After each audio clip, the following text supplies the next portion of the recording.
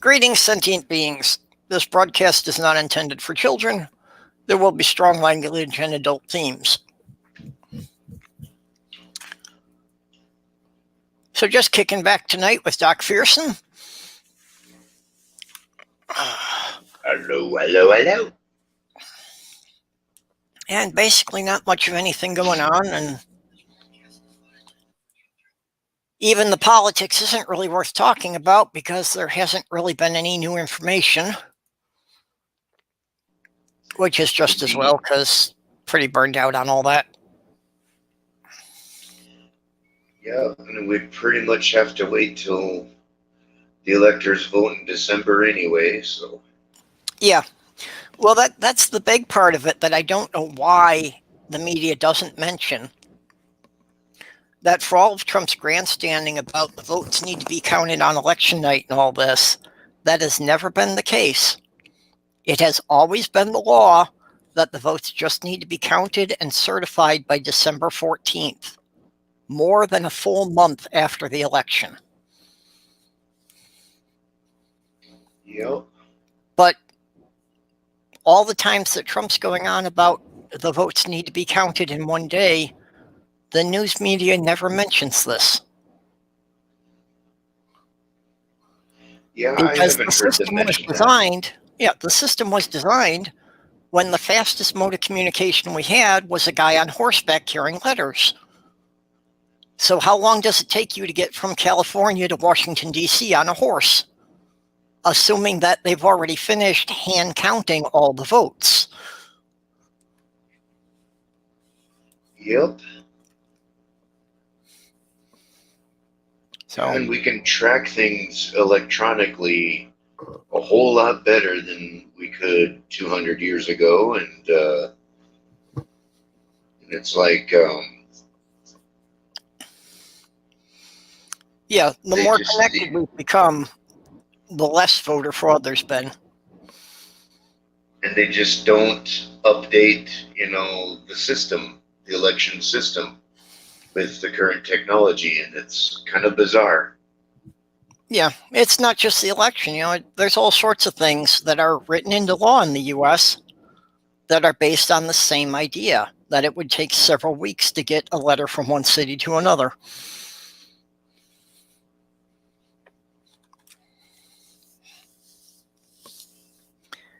Yep.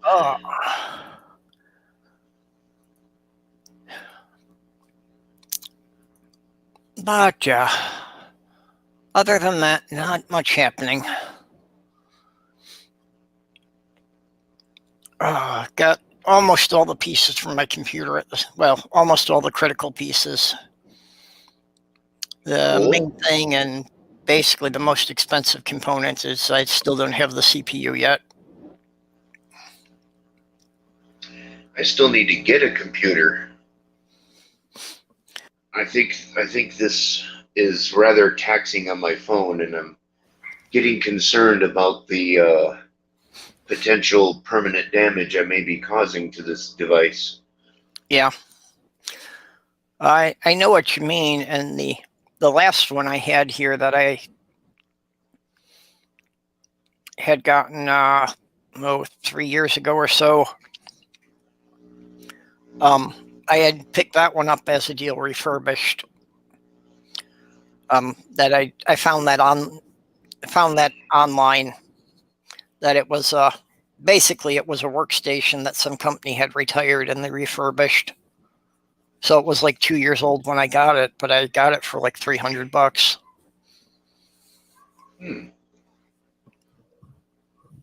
So if you don't need a state-of-the-art gaming machine, there are some good deals out there.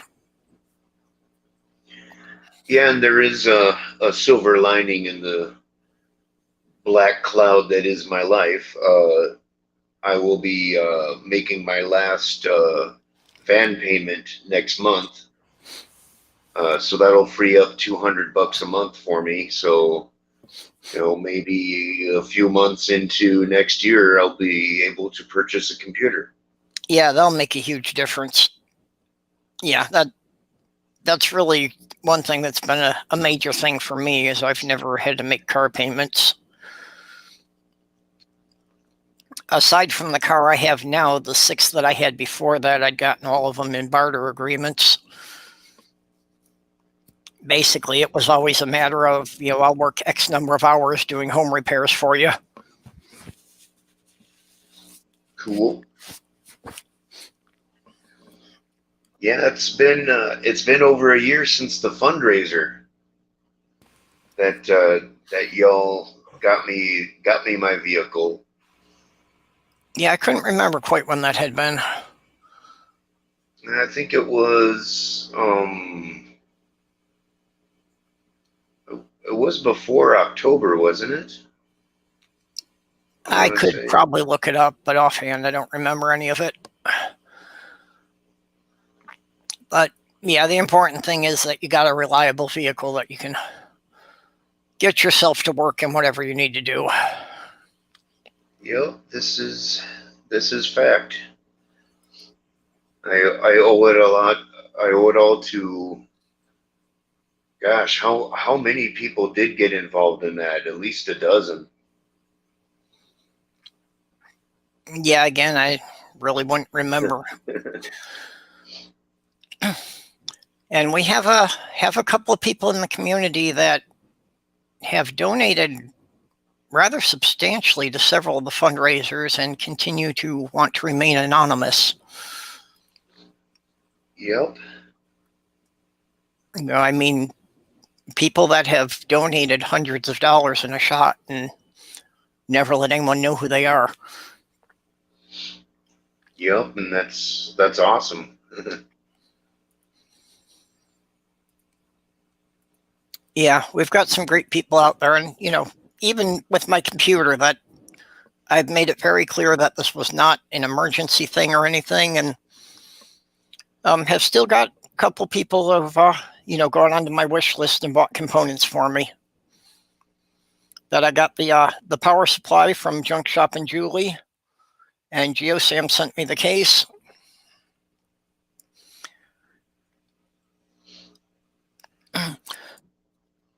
Yep, and I got an anonymous donation that picked up the animation package that came with a new webcam.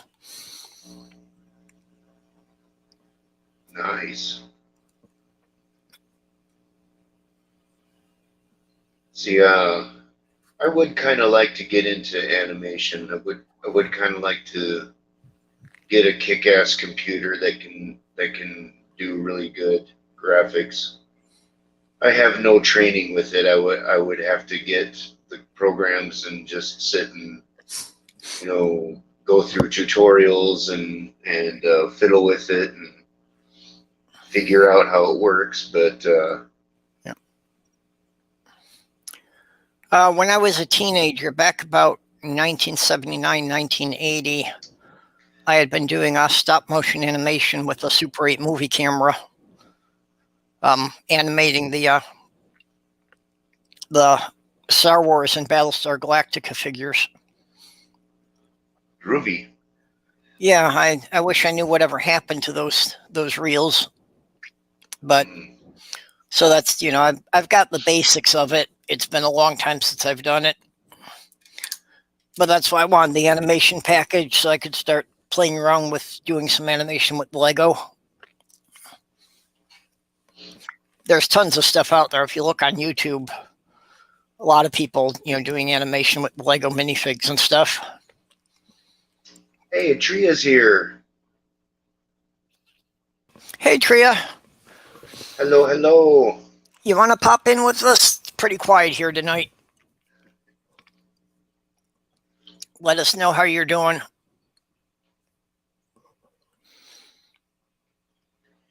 Yeah, back when I was in high school, my high school had like a mini TV studio, and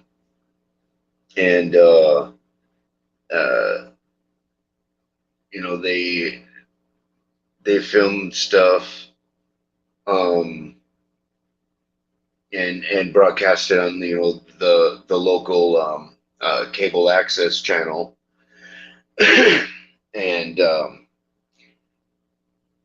there was a class with it as well as an extracurricular activity of pretty much the same name, and I took both. And I actually did a little bit of editing back in the day. It's been a minute, but back in high school, I actually edited together about 3 videos. Unfortunately, I lost the tape a long time ago, but I had like a 10-minute documentary on heavy metal music, and I even had interviews with the principal and vice principal of my high school in that. So, but it's kind of sad that I don't have it anymore. Hey, Tria, how you doing? I'm doing all right. I don't know if you saw Side Chat, but one of my favorite Lego YouTube videos is when they did a Lego version of the Sick Note. Yeah, what's Sick Note? You have never heard the Sick Note? It's I don't think I have either. It's a I can't remember who does it, but it's an Irish band, and it's basically like this letter about how this guy named Patty basically got slaughtered doing his job, like moving bricks, and it's absolutely freaking hilarious. It's like you know he's okay enough to like laugh at it, but basically like everything fucking goes wrong, and he's just like, you know what? I'm sick. I'm dying. I hope you fucking, understand why Patty's not at fucking work today. Okay. I will see if I can find it. I am not going to play it because I know you don't want copyright stuff, but I can leave it in the side chat and private chat. Yeah, I'm dropping a link in the side chat for one of my favorites. This guy's got a whole series on the Bible in Lego. Oh, Lord. So that's the might actually want to watch story. That. I actually might want to watch that. Yeah. It's great stuff. There actually was a display someone had done for the Lego conventions, that it was like 12 Bible scenes done in Lego.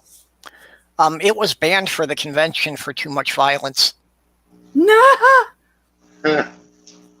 Okay, I think the thing that kind of put them off was he did the story of David and Goliath, and David was holding the giant's head with blood leaking out of the neck. I think that's kind of what put him off there. If they don't want the violence, then why do they read such a fucking violent book? Yep. Hey, Robert X. Hiya, Robert X. Saying he can't stay long. Oh, well. Yep. I know your pain, Robert. Yeah, I suppose the people in Europe are just starting to wake up now. Yeah, they're around. I'll have to check out the Sick Note later. Yeah, I'm surprised I've heard it and you hadn't.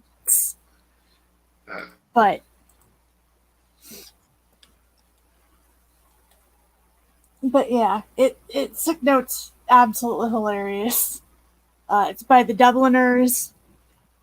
I don't always like their stuff, but this particular song is just great. No matter how bad your day is, this is likely to make you feel like, okay, I had a fairly good day today. Not guaranteed, but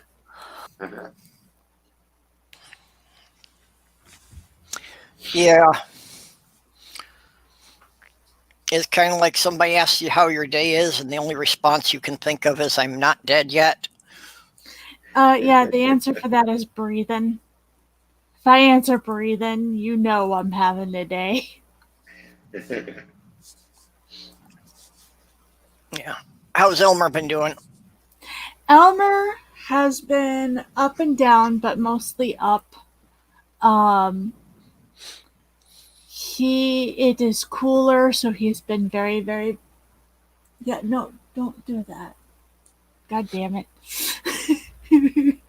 he put his chin up, which is very, very hard for me to not go over there in bed. But he's been mostly up. Last night, he decided right as I was getting tired and getting ready for bed that it was time to sing the song of his people. Ah, yeah. And, yeah, he's been I don't know what happened, but a couple of months ago, he went from being like super quiet to like a very vocal kitty. That happened to Sammy after, like 2 months after we moved here. He became much more vocal than he'd ever been before.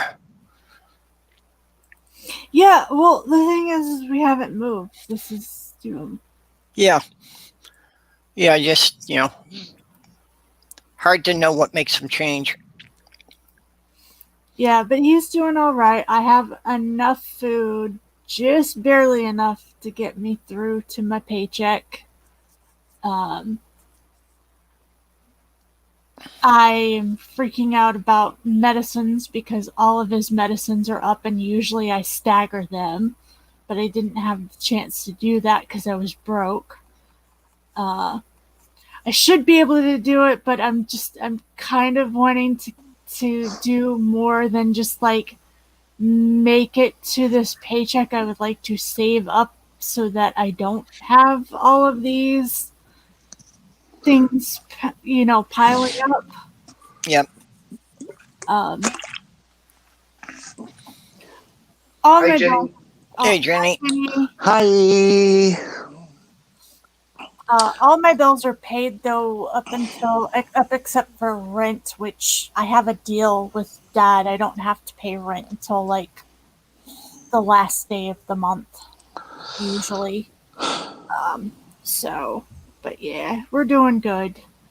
I'm just freaking out because I would like to be able to save because Elmer will at some point need to have his fluffy little butt dragged to the vet again. Yeah. Yeah, my online stuff has just been doing surprisingly well, and I keep thinking that, this can't last very long, but it's still going strong.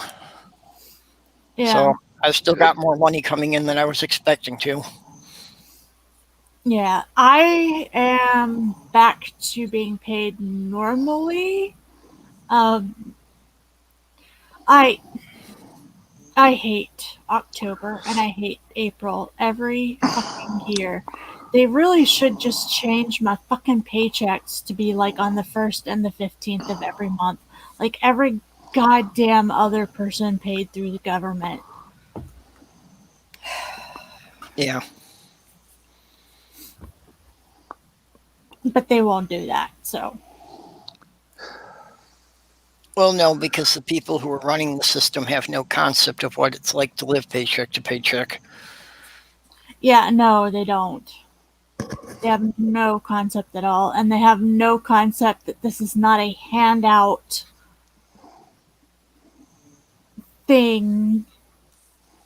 It basically the general attitude from the higher ups, not the people immediately handling our stuff.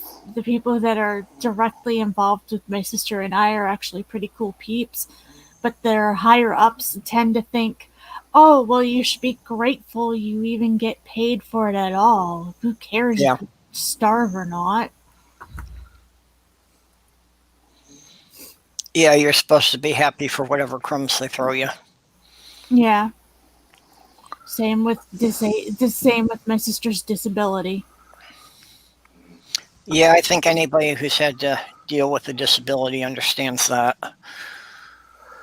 Well, I mean, it's basically that's the thing, though.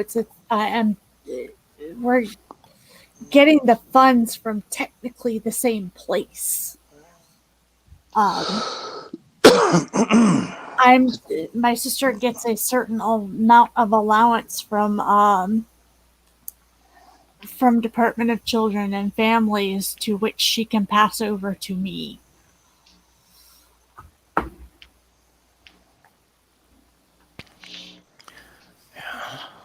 And and of course, they don't allow you to have anything nice or even slightly expensive.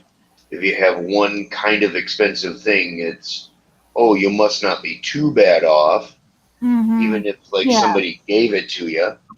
Like, I don't have any restrictions on myself personally, but it does kind of freak me out that I'm not able to leave my little sister anything. Not that I'll ever have much to give, but like, we've had family members, contact us and be like, oh, we're worried about how your sister's going to be able to take care of herself if you're ever out of a job or can't. Can we leave her something? And I have to look at them every single time and be like, no, I'm sorry, you can't. Not unless you're going to leave her something like $100,000, which I know you don't have. Yeah, well, and if you manage to save up any money, then they start cutting you somewhere. Mm-hmm. Yeah, it's like, unless you're like super rich and you're gonna leave her enough money for her to be able to live off a good 10, 20 years, don't. It's not worth it. Yeah, and that's what people never understood about like the welfare system, at least back in the day. I don't know if it's changed for the better at all, but like I mean, you just can't get ahead if you like save up a little money or get some assistance from somebody. You're supposed to report every bit of income you get, and then right away they like they'll prorate or whatever for months ahead. They'll like if you get a part-time job, they'll figure how much money you're going to make often enough before taxes, and then and decide, well, you need less assistance immediately because you're making just barely enough to make the difference from what you're getting before the job or whatever, and what they take, so that way you stay at the same level and can't advance. You just the system is almost like designed for you not to be able to work your way out of it. Yeah, it is.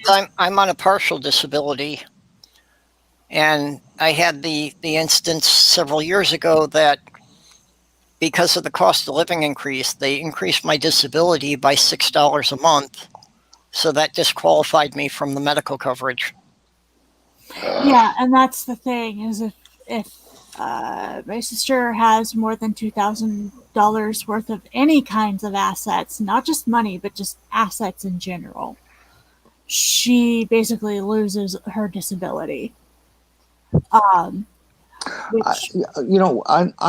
disability, or for me, the I guess I'm recently have been allowed back into the Medicaid program because I'm such a pauper of a senior citizen. They thought it was okay that I had a car.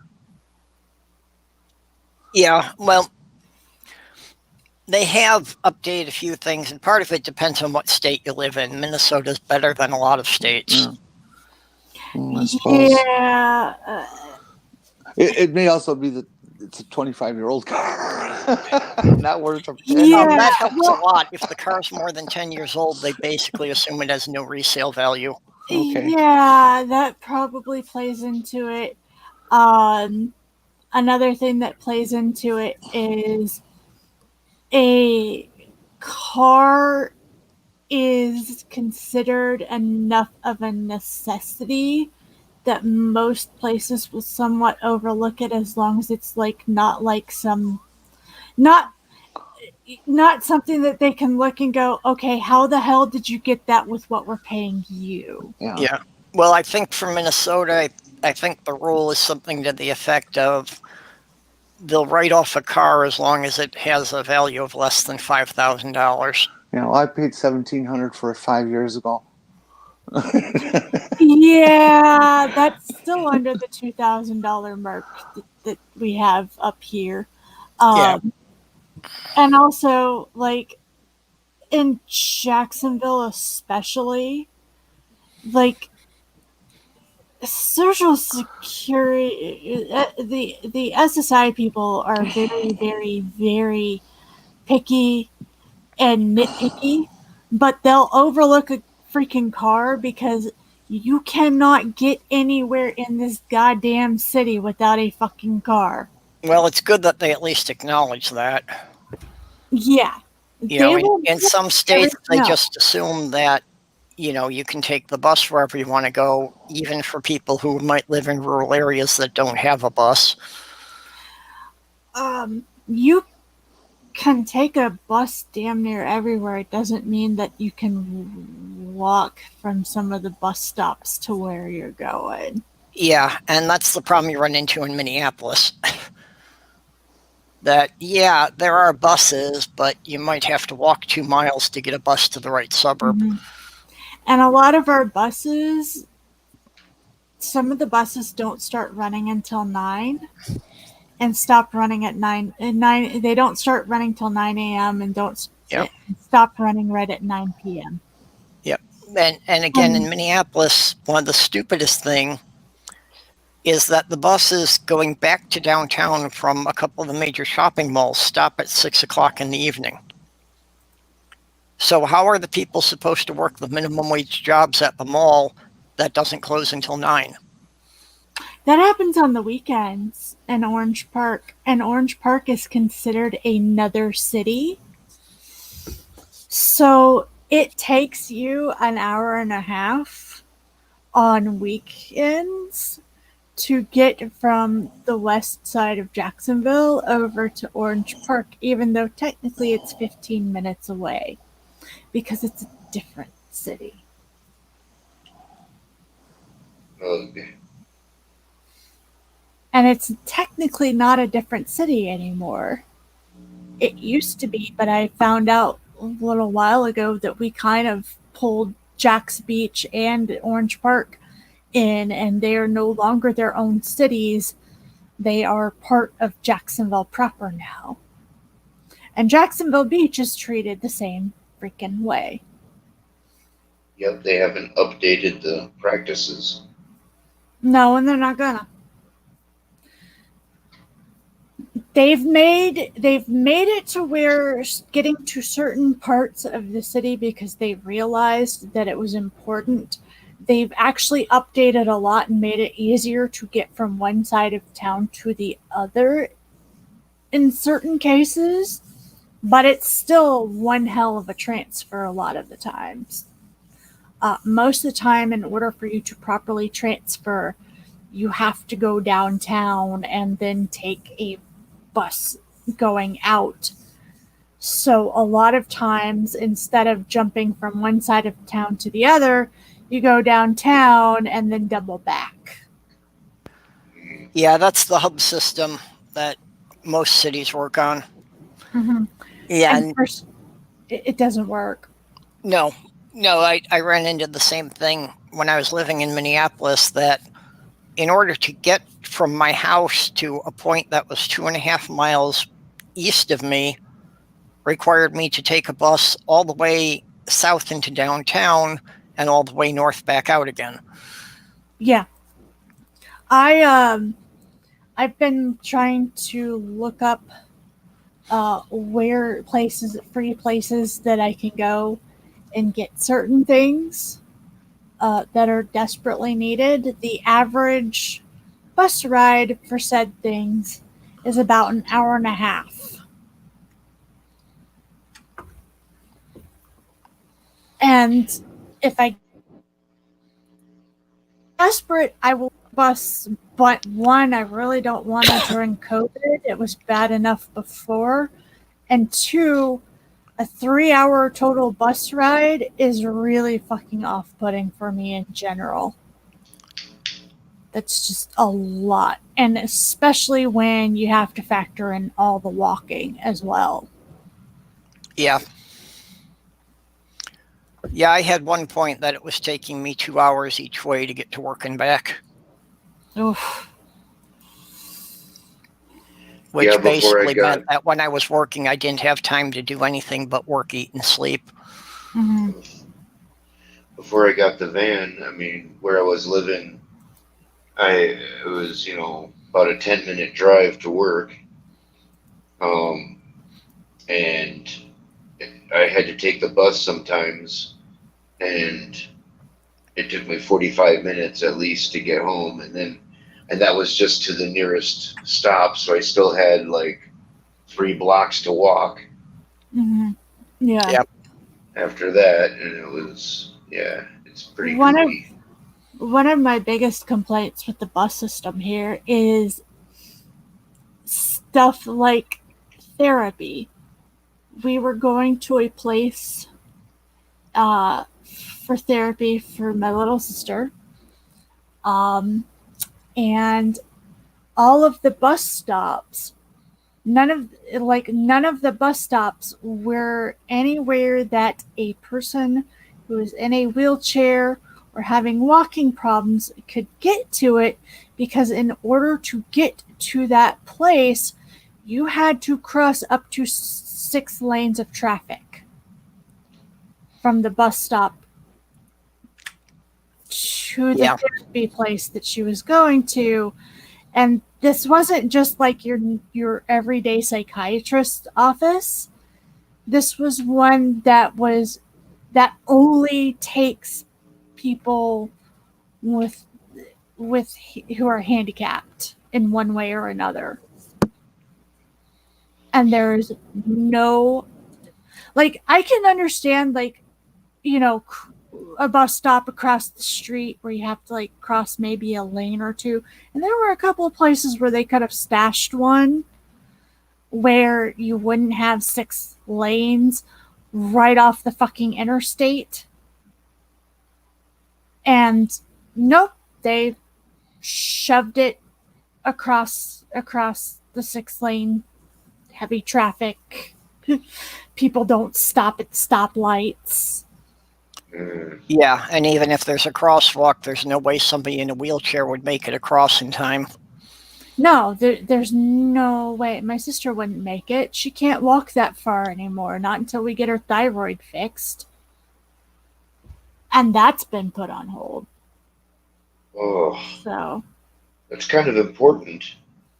it is, but at the same time, like,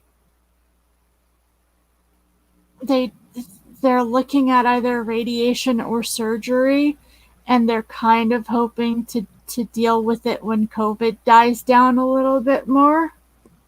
Oof. Because the hospital that they would be doing it in is the one that's getting hit hardest by COVID right now in my city. Yeah, I can understand why they want to put off any surgery they could until the COVID's better under control, because it's also a big risk for the patient if they're recovering, and if any of the medical staff would happen to transmit it from another patient.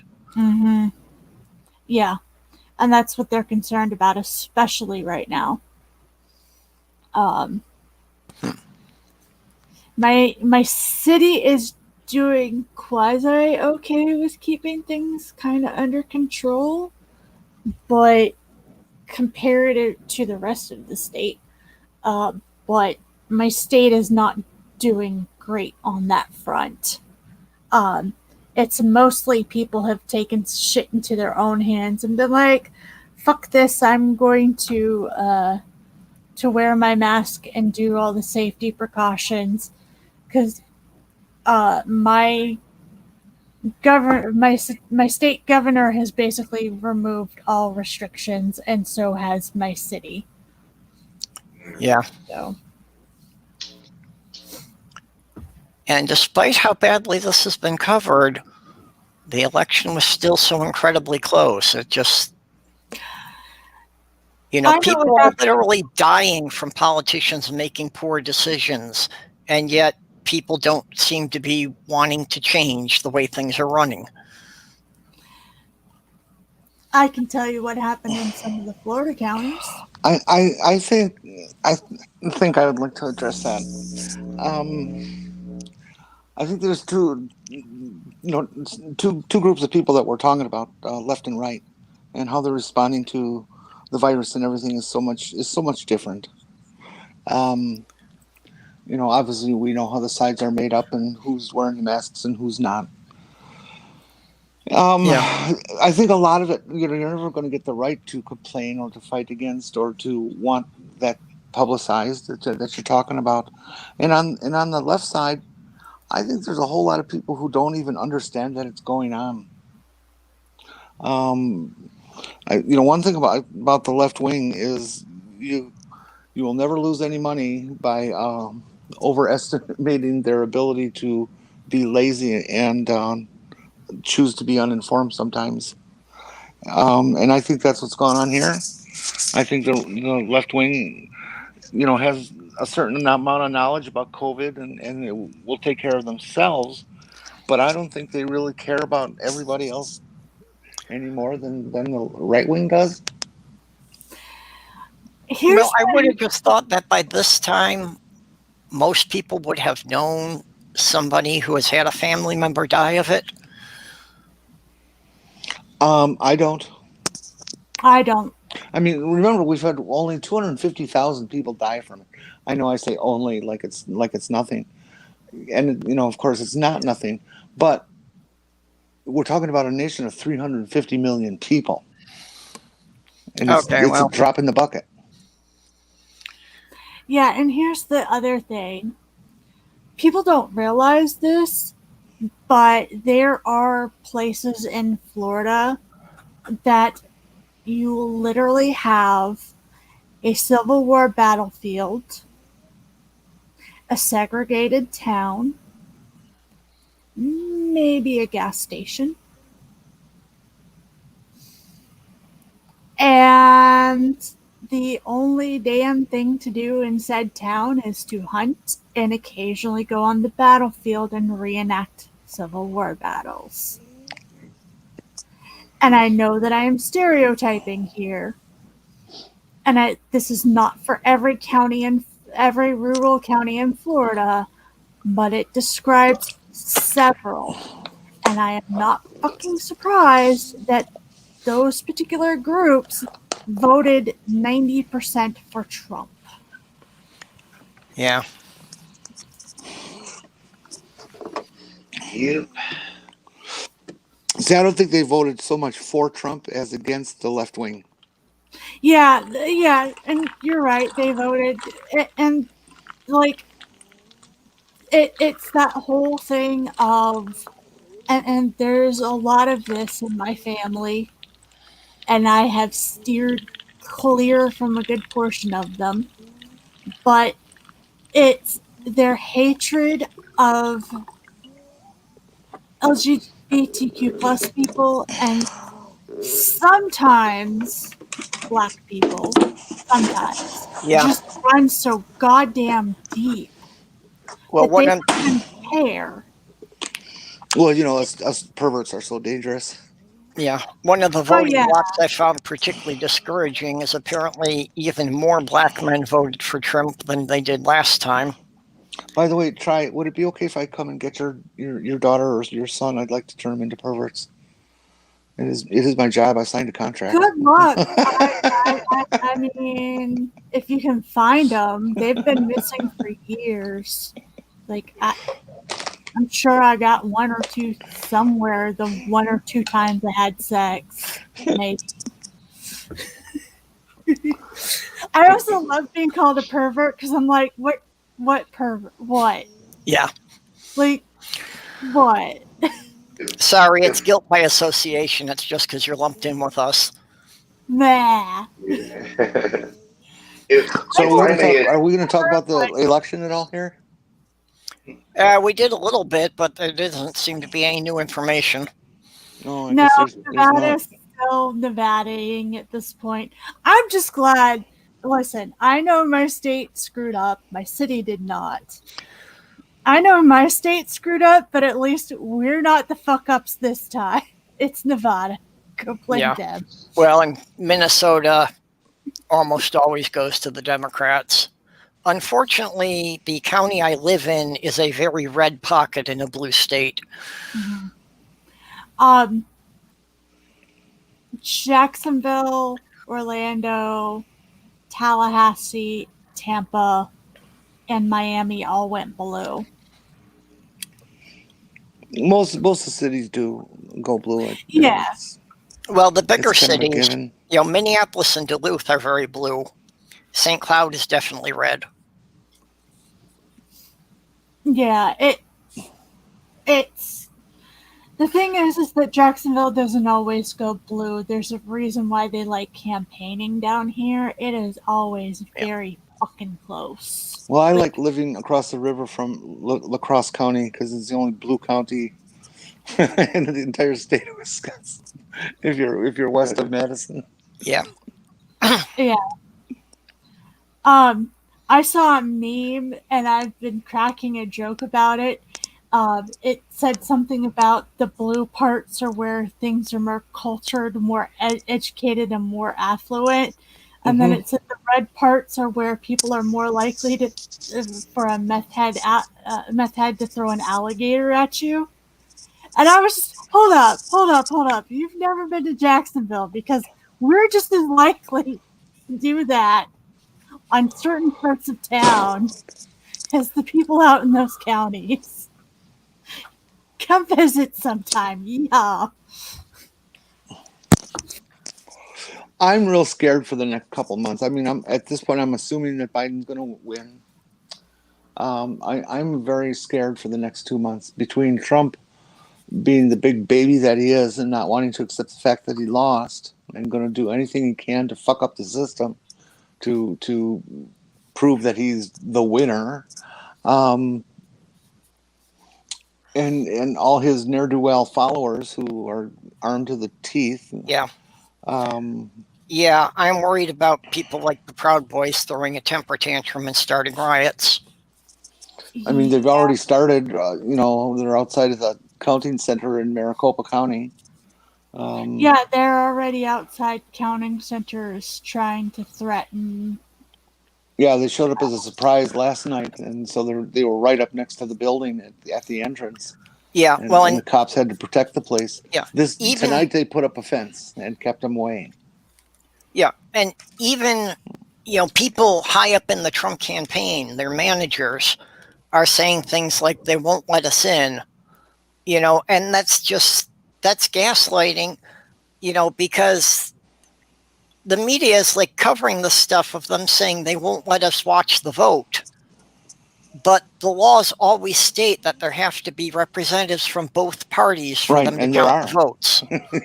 You can see just by the cameras that there's one person who's like opening the envelope and one person who hands it to another person who then opens up the letter and starts looking. And then there's two people who nearby who are also looking with them. I've worked as an election judge in 3 different states, and I've twice been sworn in as a Republican just because I was registered as an independent, and they needed to have at least 2 people from each party to open the polling place. That's interesting. I'm wondering if at some point that wouldn't be something I wouldn't want to do. Well, they're definitely looking for people to be poll workers in every state because everybody who is an old person. Yeah, and we're dying. Well, here's the thing: I didn't do it this year, even though I really wanted to, because I'm really, really trying not to bring home COVID to the baby girl. Yeah, with the COVID, it would be particularly hard this year. But yeah, they're always short on enough people to open up all the polling places. It's a problem every election. Well, and the thing is that the nearest polling place, I can walk. I could just walk. It's not all that far. Yeah, it was at the end of my block. Literally 2 yards away. It's a little bit further than the end of my block for me, but like not that much. It's like, yeah. Well, I had the same issue with the COVID about not wanting to bring it back to other people. So I wasn't going to volunteer this year. And since we, turned in our ballots early, I never even found out where our polling place is. Yeah,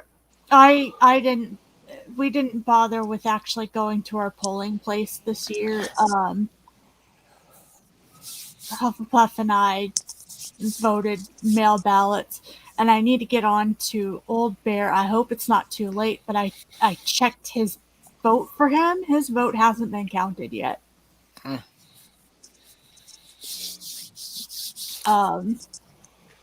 Yeah, that's because of everything with the post office. We were kind of nervous, so was like the beginning of October. I drove ours down to the county election board. Yeah, And apparently that was such a big thing this year that they just had tents set up in the parking lot, so they had drive-throughs to drop off the votes. Yeah. Really? Yeah. Wow. There were several places that had drive-through voting. Utah, in some counties, had some drive-through voting. Well, this wasn't actually drive-through voting. It was just a drive-through for dropping off the mail-in ballots. You still had to request the ballot by mail, and then you could drop it off there. Yeah. I wish everybody would go the way Oregon, that it's just automatic. Everybody gets mailed a ballot. Yep. Yeah, I wish that we would here in Florida too. And Nevada tried to do that, and it was one of the things that the Republicans fought. Well, of course. Yeah, and it's just a matter of the time frame involved that for some states, for them to change anything about the election procedure, it just requires more than a couple of months for them to get it all pushed through the legal system. Yeah. I kind of wish that we would do that here. What's funny is my dad had told me that it was okay to get a mail-in ballot, because I was like, I'm doing that for my sister. I'm doing that for, little sister and I. Gonna go ahead and set that up.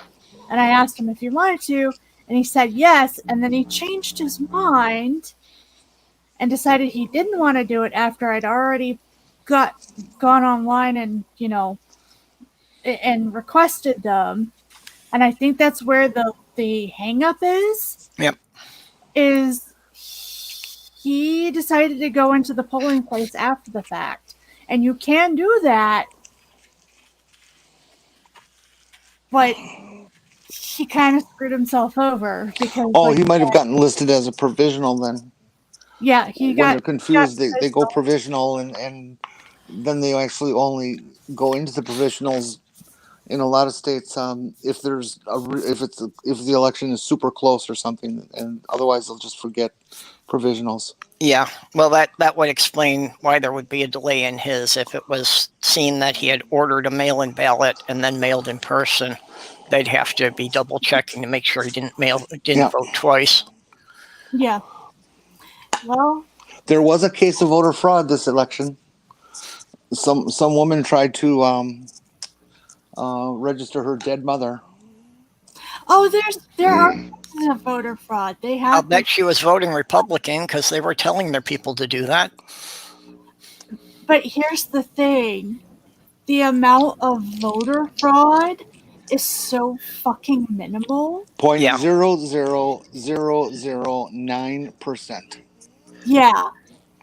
Yeah, in any presidential election, yes, it happens, but it's generally like less than 1,000 votes over the entire country. Mm-hmm. Yeah, it's not. And a good portion of those are probably in Utah. Utah's notorious for missionary mamas who are like, I'm just going to vote for my little missionary overseas. Did you guys see that in the election Tuesday that Republicans actually put a woman who is a follower of QAnon in? And she's one of these people who verbalizes that there's a international pedophilia ring run by the Clintons out of a basement of a pizzeria. Yeah. And that pizzeria doesn't even have a basement. Oh my God, you actually elected this person? Jesus Christ. I'm still trying to figure out how McConnell got back in. Who? McConnell? Oh. Turtle Man. Oh, yeah, it's not surprising that he got back in. I mean, it's just... Kentucky's red. Well, not just Kentucky is red, but there's, so many people that owe him favors that by hook or by crook, they'd find some way to make sure he got back in. Turtle Man is just as much of a problem as Trump is. Yeah. Well, I grew up in the Chicago suburbs, and I mean, Chicago voter fraud was a running joke. But even when I worked as an election judge down there, yeah, we found a handful of incidents of it, but just it was such a ridiculously small percent that it wasn't anything more than a joke. Mitch McConnell won with 1,222,000 votes, or 58%, against Amy McGrath, the Democrat, who had roughly 800,000. Yeah, I just 37.8%. I wish there was some way to get these people to see that they're voting against their own interests, that they're voting for people who are actively trying to make their life worse. I mean, Mitch fucking brags about how many things hit his desk that he doesn't take to vote. Yeah. He brags. You can find him quoting.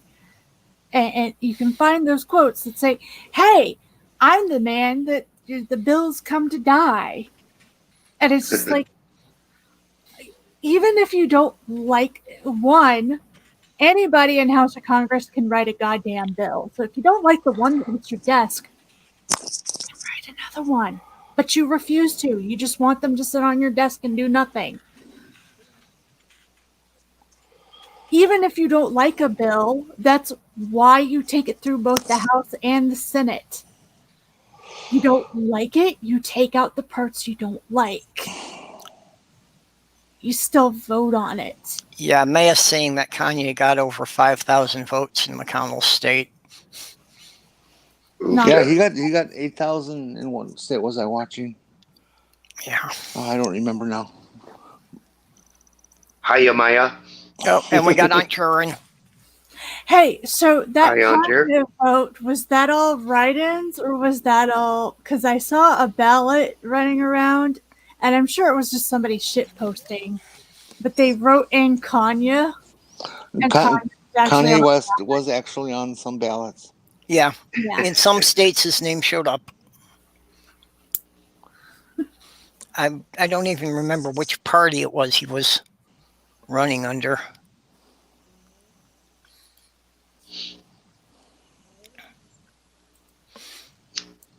Still not project. And my favorite beard is here. Win this election. But the race is Oh, hey, doorknob head. And Hey, frustrated. Yeah. There we go. Yes. Took people a while, but we've got an audience now. Yeah.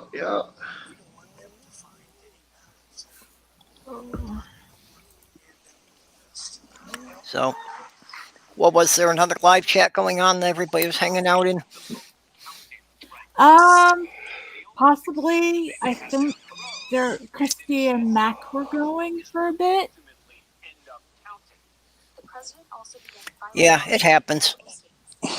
Yeah, I always hate that. It's like, when I update my subscription thing and it shows like 4 or 5 channels I watch all being live at the same time. Yeah. I have that problem a lot because a lot of my friends have started live streaming their D&D games. And it's just like, one, how dare you do it while I'm DMing the game, and two, how dare you all do it while the others are running DM or DMing games. Yeah. Well, that's why I had started doing this at this hour, because at the time when I started, this was the only time slot I could find that didn't have someone else in the community live streaming. Yeah, not so much anymore, huh? Yeah, a couple of them have dropped away. Nacho used to live stream a lot. He doesn't do much anymore. At least not that he's in front of the camera. He's more on the producer end of like Leah. Yeah. I need to kind of start trying to get back into videos. It's been very, very difficult for me, just brain-wise. Yeah. I'm debating starting to live stream my D&D sessions, but it's a lot. Because then I have the technical issues from the virtual tabletop, technical issues from OBS and YouTube, plus dealing with my chaotic little players. Yeah, well, just running the game itself is hard enough without live streaming at the same time. Mm-hmm. Yeah, it's a lot. And my players all know the game way better than I do. They're having to teach me.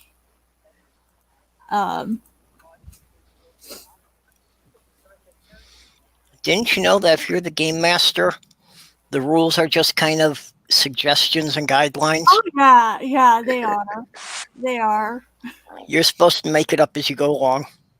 Oh, there have been moments where I've been like, you know what? Fuck it, that's not how that spell works. But you know what? If you roll high enough, I'll accept it.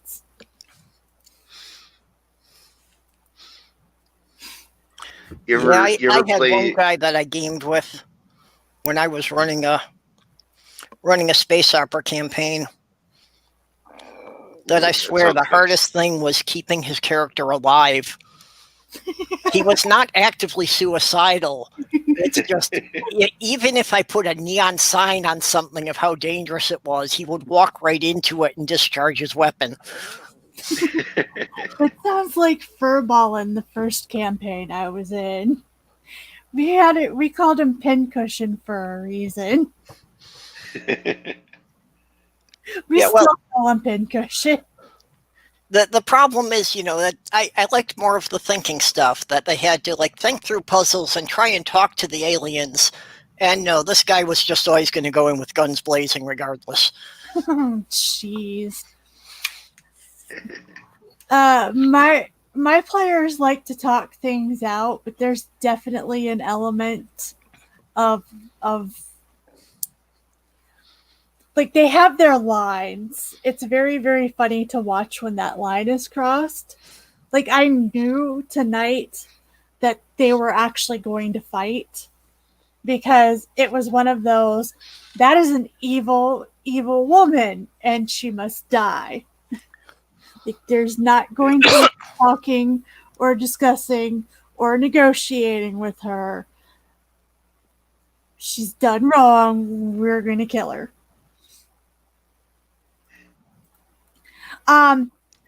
We call him Pincushion because he kept getting knocked unconscious at every session. There were 2 sessions out of about 10 or so where he didn't actually get knocked unconscious. And it wasn't on purpose. He wasn't doing stupid crap. It was just dice rolls were not in his favor at the worst times. It was great. I had an elven thief once that would have fit in the end the description of Pincushion, because that's how he died. He took 4 or 5 orc arrows, and I think the last one was a critical, so we decided he took that one in the throat. Because at that point, why not? Because he was already toast. Yeah. But I did name that character Kenny, so I should have expected that. I don't watch that show, but I get that reference. Yeah. I was wondering, Tria, if you've ever played any of the Storyteller system. They're most famous for Vampire the Masquerade. You might have heard of it. I have not played Vampire the Masquerade. However, that same group wrote Changeling, and I did get to play rounds of Changeling. I wish I had been able to play more. But Jacksonville, while it is extremely nerdy and loves role-playing, in order to do LARPing like that, you have to have a certain level of organization. And our groups, there's literally one group that is still doing LARPing and doing it well. and I would not feel comfortable in that group. They frown on people playing with triggers, which I think it's frustrating, but I get it, especially for a game like Vampire the Masquerade. Yeah, well, and it actually isn't essentially LARPing. It's a typical game, but there's plenty of people who do LARP it, and they did come out with a separate version called Mind's Eye Theater that was specifically for LARPing, and that's probably usually what LARPers use. But what I was getting at is another one of their spin-off games was Mage the Ascension. Have you ever heard of that one? No, but I wonder. Check it I out. wonder if you'd find that interesting, because the magic system is very different from D&D. It's not a bunch of spells per se that you learn, although there's kind of a variant of that. Okay, it sounded like Jenny had a question there. What is LARPing? Live action role playing. Oh.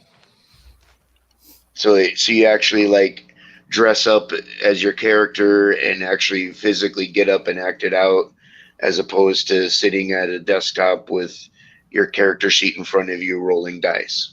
Mm-hmm. In fact, I don't think they even really roll dice for LARPing at all. They work out a different system. Usually with the people who do Vampire the Masquerade, a lot of times they like card decks where you have like the top, I think it's 6 decks, 6 numbers in the deck, like the King, Queen, Joker, those. And in order for you to do your rolls to see whether or not you're successful with your actions, they often will have somebody else in the group pull a card for you, and that will tell you whether or not you were successful. The lowest card means you really failed badly. Somewhere in the middle means you didn't really succeed, but you didn't fail badly. Like you just scraped by without a success. And then if they pull the highest card, that means that you did really well. Yep, critical success. Yeah. I did Changeling for a couple of sessions. I had a thief who had been basically my character had been lost in the desert and taken by the Sandman, and had been basically used in his garden as a plant and had come back as like a fey cactus thing, and I had picked thief. And it was just so off the wall and so weird, and I loved that character. I agree with Aunt Jer's statement. Hi, Aunt Jer. Yeah. But yeah. Aunt Jer, you're welcome. Come in. Do you need a link? But yeah, I don't do a lot of. I would like to do a lot more of the live action role play after COVID, but I doubt I will find a group that I can do that in. Because, like I said, the one group that I know that's really consistent, I would not be welcome. Yeah, and I thought you might find the magic system in Mage the Ascension interesting, because the way they do it is you learn there are 9 spheres of magic. Each is like a general area of reality. Like you've got forces and matter, life, spirit.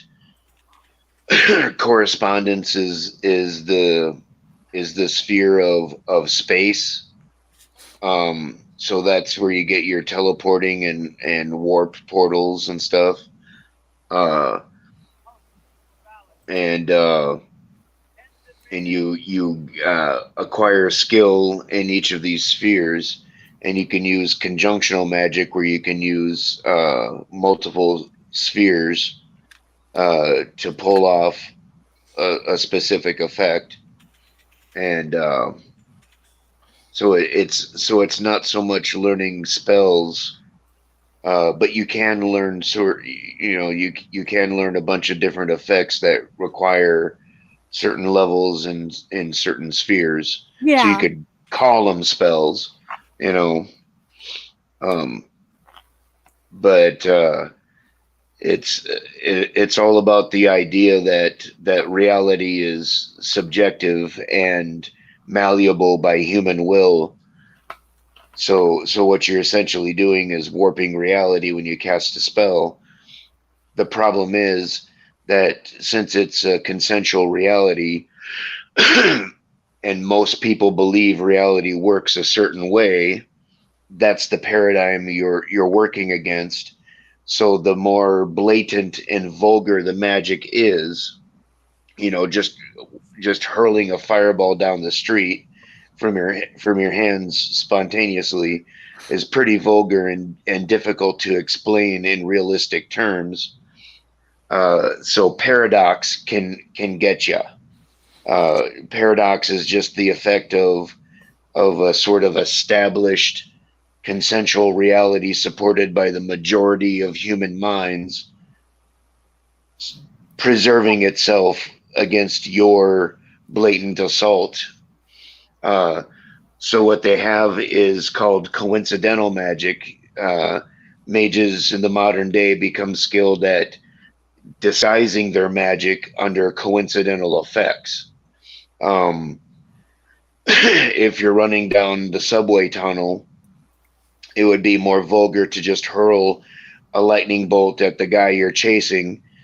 But instead, there's that third rail, so you could channel electricity or manipulate circumstances. So dude steps on that third rail and gets electrocuted instead. Sort of thing. Sleight of hand and that sort of thing. You could actually be teleporting the coin into your pocket. But since you're using sleight of hand and everybody accepts that people are skilled at making things look like magic, then you're sneakily doing magic, that Yeah. sort of thing. Yeah. So you can be creative in the ways that you're trying to pull off your magical effects and make them look like mundane circumstances. I'll have to look into that for sure, because that sounds like something I would totally have fun with. Just in general. I tend to like caster classes a little bit more than melee ones when I'm doing RPGs. Well, I can't say that. When I'm doing video games, I like melee classes, but when I'm doing role-playing type stuff, I really prefer casters. There's been a couple of exceptions. I'm probably going to fall in love with the one-shot character that I'm making for this weekend for Zal's one-shot that he's doing. But for the most part, when it comes to D&D and any of the other tabletops I've done casters unless there's no caster option.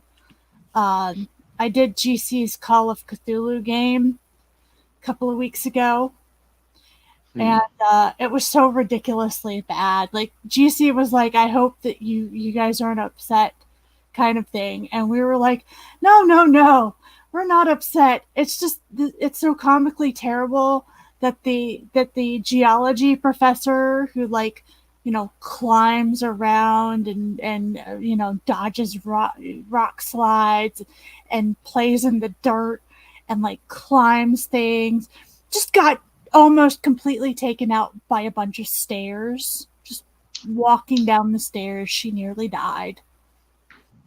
And GC was like, "You okay with that?" I'm like, "Yeah, I'm fine. It's terrible. But I mean, I should be able to walk down some goddamn stairs. I'm a geologist." Yeah, sometimes DMs can get like a little weirdly, I don't know, strict with things. I tend to have more of a narrative style when I'm the game master. Like I forego roles for a lot of things. There's a lot of things where I'll look at your stats and I'll say you know what? I think you're skilled enough. You can succeed in this. We'll move on to the more important thing. The thing You know. that for that particular for Call of Cthulhu, it's a horror genre.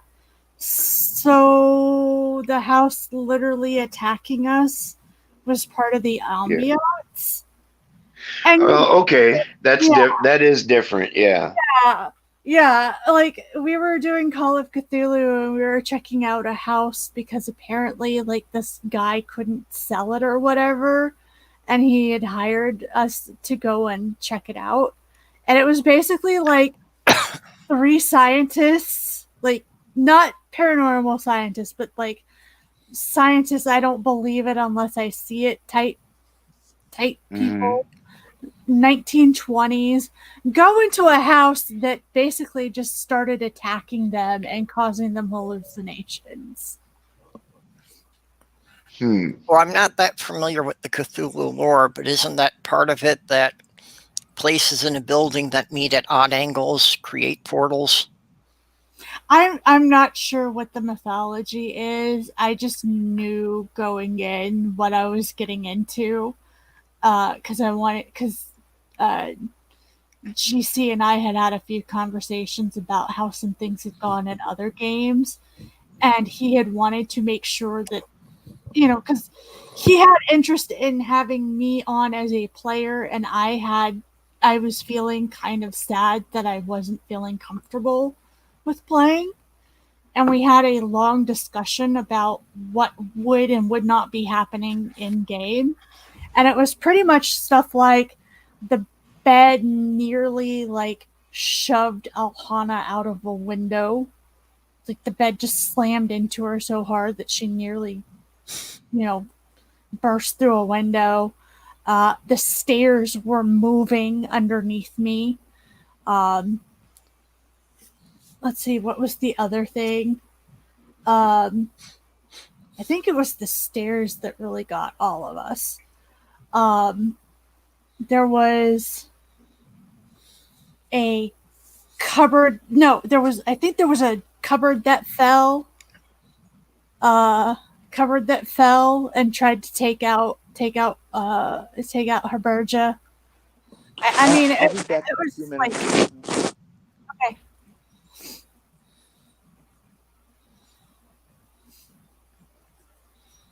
Yeah,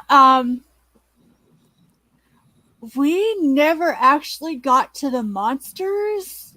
We just like got to all the weird housey things attacking us.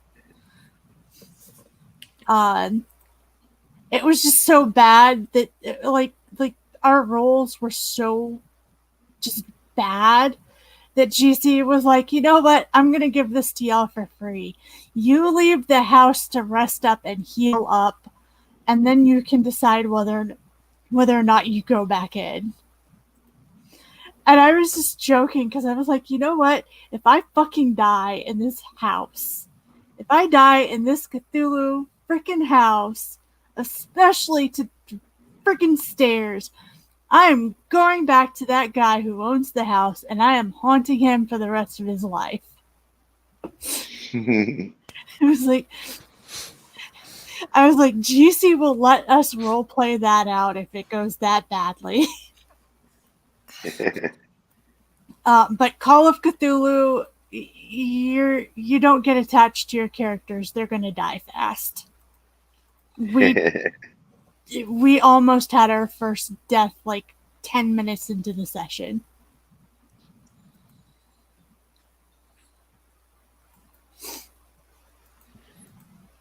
And you could still, I guess it depends on the richness of the game, but you could still kind of get attached to your Cthulhu characters and sort of keep a journal, like keep a journal of the experiences.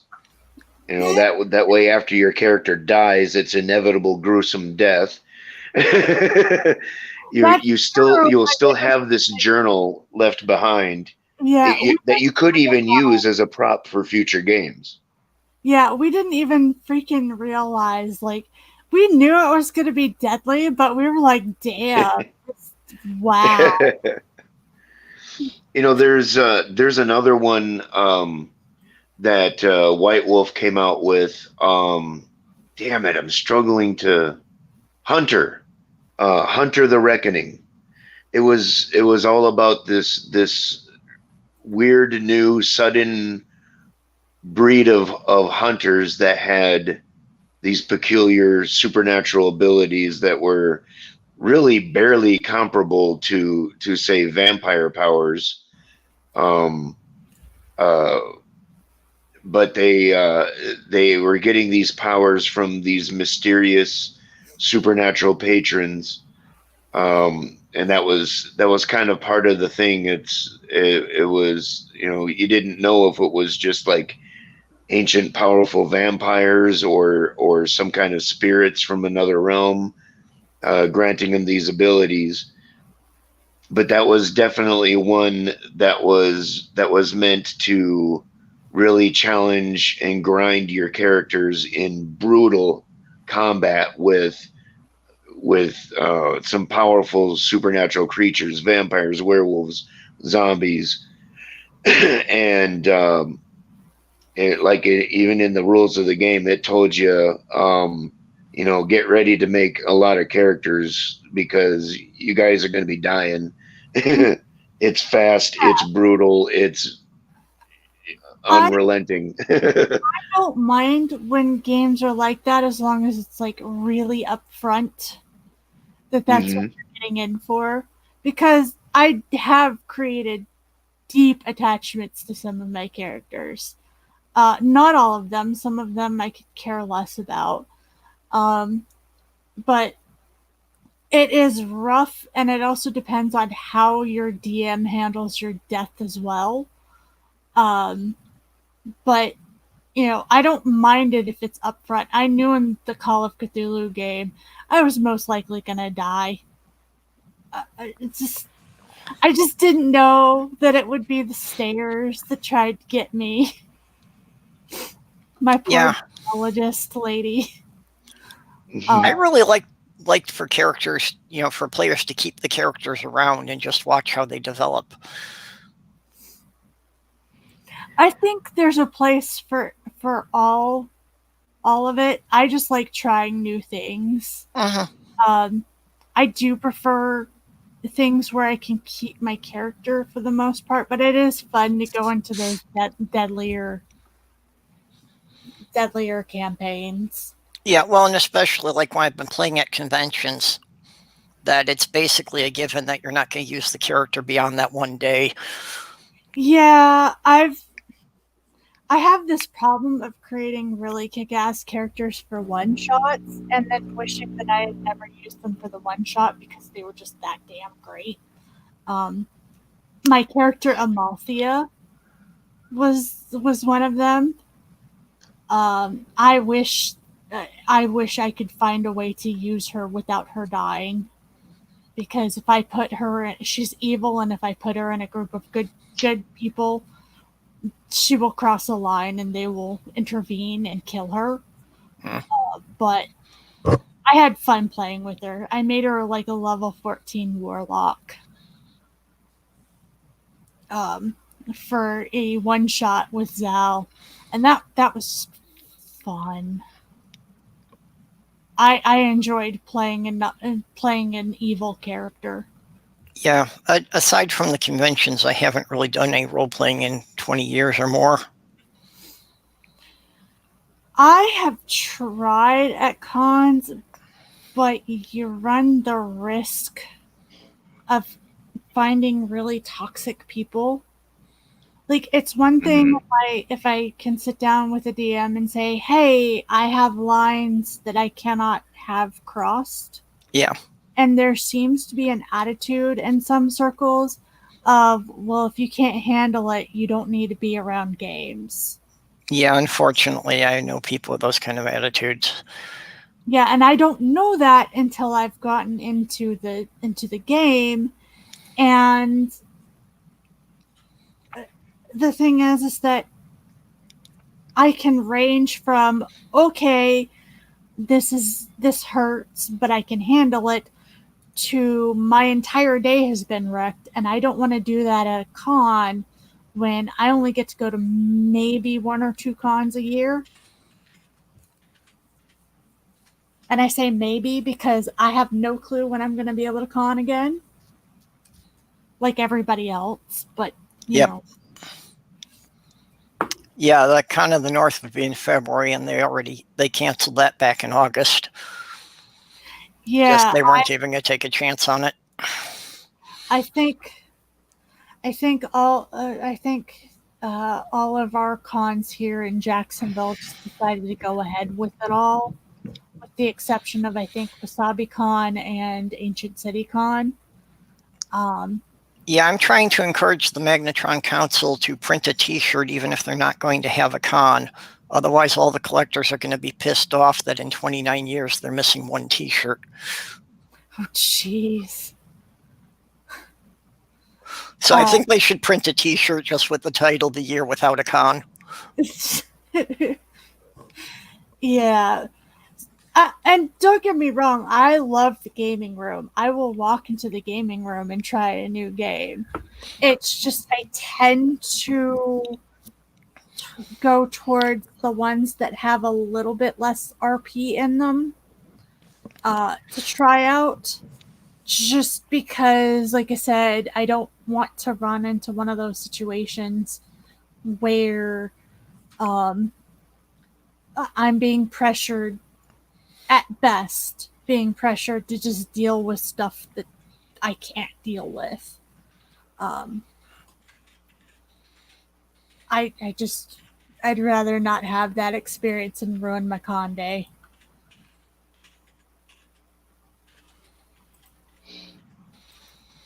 Yeah, I've dealt with toxic players. Ugh.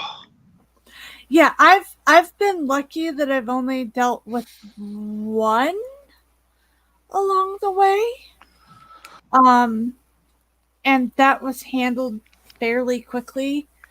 I did not realize when I was playing that, and I won't mention the campaign because I've talked with the DM, we've worked it out. But there were things that I didn't realize that were actually in game that I know are in real life triggers, and I didn't realize that those were things, so I didn't tell my DM, and I got tricked. And that was not a fun experience. And again, not his fault, it was mine.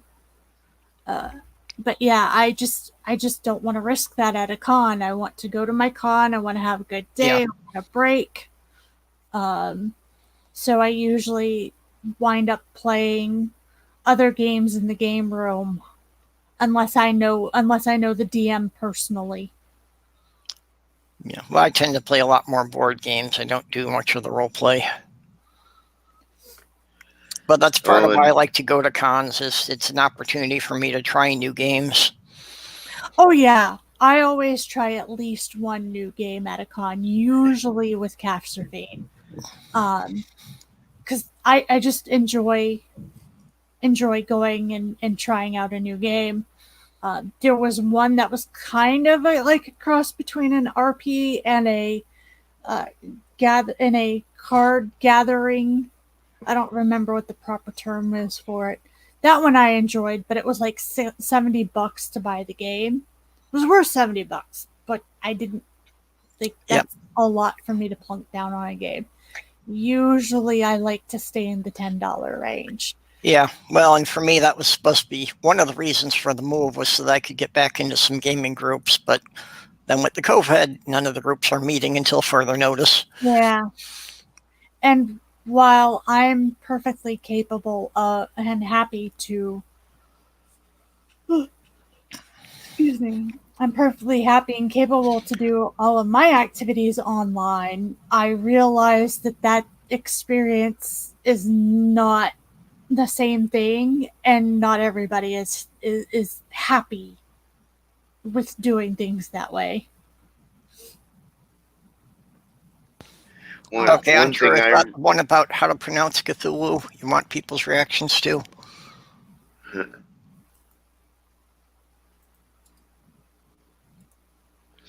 I was going to say one thing I really hate is when players degenerate the game into pretty much PvP.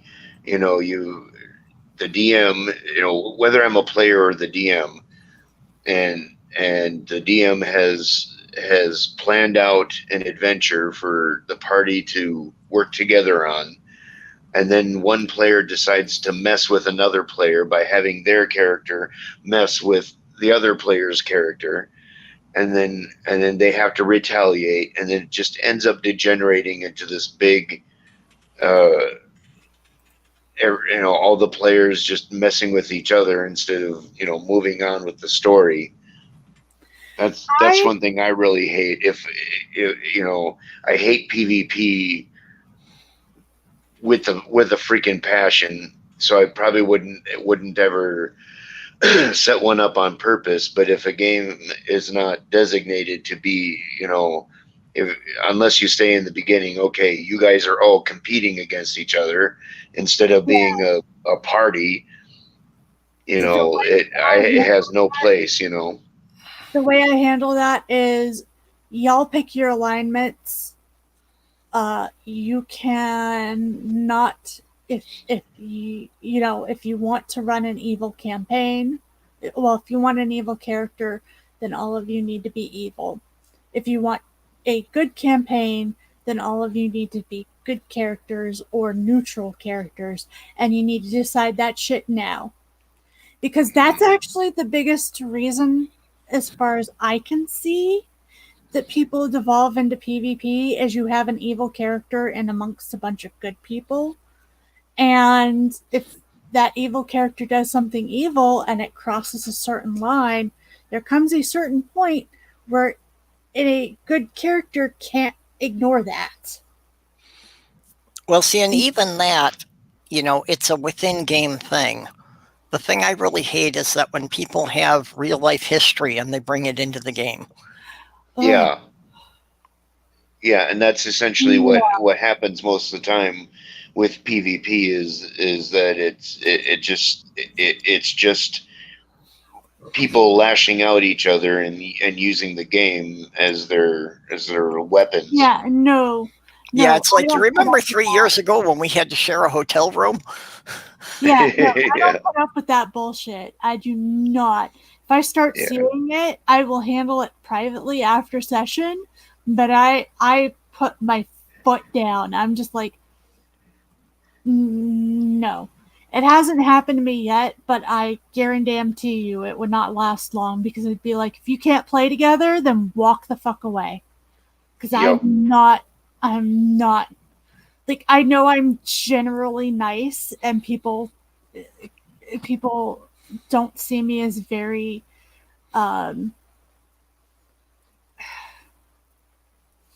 people don't see me as somebody who would put their foot down, but I'm there to play and have fun. And if you're bringing your bullshit when I'm there to play and have fun, and when others are there to play and have fun, you're not going to last long, because I don't have a lot of places to blow off steam. Just kill everybody, conflict solved. I watched that happen a few. Okay, Rhode Island.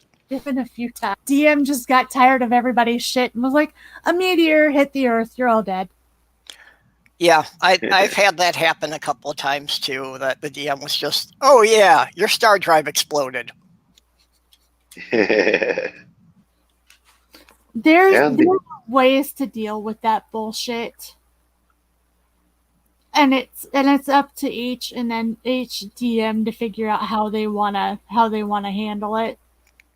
But I have a strict rule of don't fucking involve anybody who's not involved in your bullshit. And if you're not sure whether or not it's personal or game related, because sometimes that line gets fuzzy when you're playing with friends, DM me and we'll figure it out. Yep. The whole point is to have fun, and it's no fun when people just use it as some kind of vehicle for their shit. Yep. Okay, I gotta hang up my headset for a minute here. I'll be right back. Yeah, it's nerds, so we're gonna be extra dramatic just because. There's that, and I think it really does edge into that separation of fantasy and reality. It's I don't think most people really have a problem with it, and it's definitely recommended that if people already have problems distinguishing fantasy and reality, they probably shouldn't play fantasy role-playing games. Mm-hmm. Yeah. But when you're dragging in bullshit into the game, that especially real world shit, that's really starting to blur that line between fantasy and reality. Well, and it's also difficult because you are playing your character, and I can't say that every time I have done a character, I have done a self-insert, but I can say that every character that I've created, I've had to have some sort of connection with it in order to play. If I don't have that connection, I can't do the role-playing bit. You people are still talking about games? Jesus. Yes. Sorry, Jenny. It's much nicer than all the other stuff going on in the world right now. It is, and it's something I actually know about, damn it. We got an election to win here, so I'm going to still be here, but I'm going to also watch the news right now. That's fair, Jenny. But yeah, I mean, I haven't, like I said, I haven't done a self-insert every time, but I've noticed that I can't do the role-playing bits. And this is me personally. I don't know how it operates for anybody else. Mm-hmm. But unless I feel some sort of connection with the character, can't do it. I can do the combat just fine. I can figure out the spells and the routines and what and strategies. But when it comes to the actual parts where role-playing is important, if I don't have a connection, if I don't understand what that character's going to do, it'll flop. Yeah, and that's why I really like the storyteller system games, because for one thing, they don't use alignments per se. They actually borrowed from Carl Jung, the Neo-Freudian, and they borrowed the concept of personality archetypes, and they do flat out say that of course, not every person with the same personality archetypes are the same. This is still a guideline to your character's personality. So like, really, your character's potential for good or evil is not even really directly addressed. I've always had problems with the alignment rules. Oh gosh, people have. Yeah, and it gets really complicated because you have other traits too. So your central personality is usually centered around your nature and your demeanor, and uh, but then they have other stats like courage, and like in vampire it's courage, self-control, and conscience. So if you have a low conscience rating, um, you can actually do more harmful and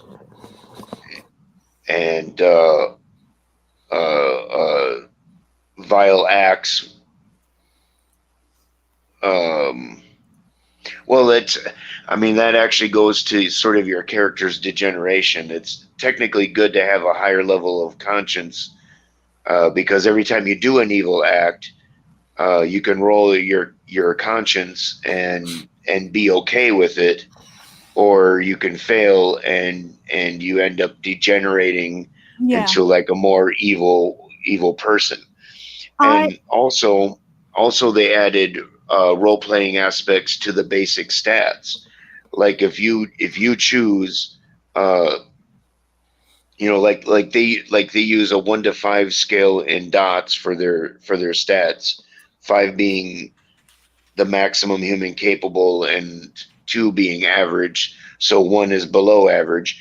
If you have a 1 intelligence, you have to role play a character's 1 in intelligence. Yeah. That's part of your character. That's you're not going to get certain ideas, and your character is going to misunderstand things a lot. Yeah, I severely dislike D&D's alignments. And I realize why they're there, and it's been explained to me that there was one point where it actually mattered and why it worked the way that it did for so long. But somebody told me that one of the reasons why they thought I didn't like alignments, and I really feel like this might be it. It was basically, well, you don't like alignments because they try to oversimplify morality when morality isn't simple. Right. Even in your fantasy world, morality is not simple because lawful good means something different between a bugbear and a human. They're both going to have a different idea of what the law is based on their culture and perception. And they're still technically good, but the bugbear is going to have some ideas. The human is going to look and go like, what the fuck are you on about? That's terrible. Indeed. And that leads to much richer stories, and that's once again, I tend to play a more narrative style, so it's really about it's really about like moral and social concepts, and you can have a far richer, better developed character. And then the last thing I want to do is for people to invest, all of that creativity into a character and then kill it off in some shitty combat, Yeah. So I even tend to have less combat in my games as well.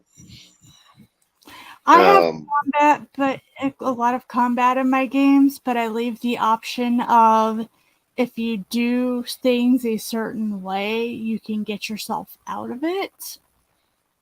Because I realized that all it takes is a few bad dice rolls.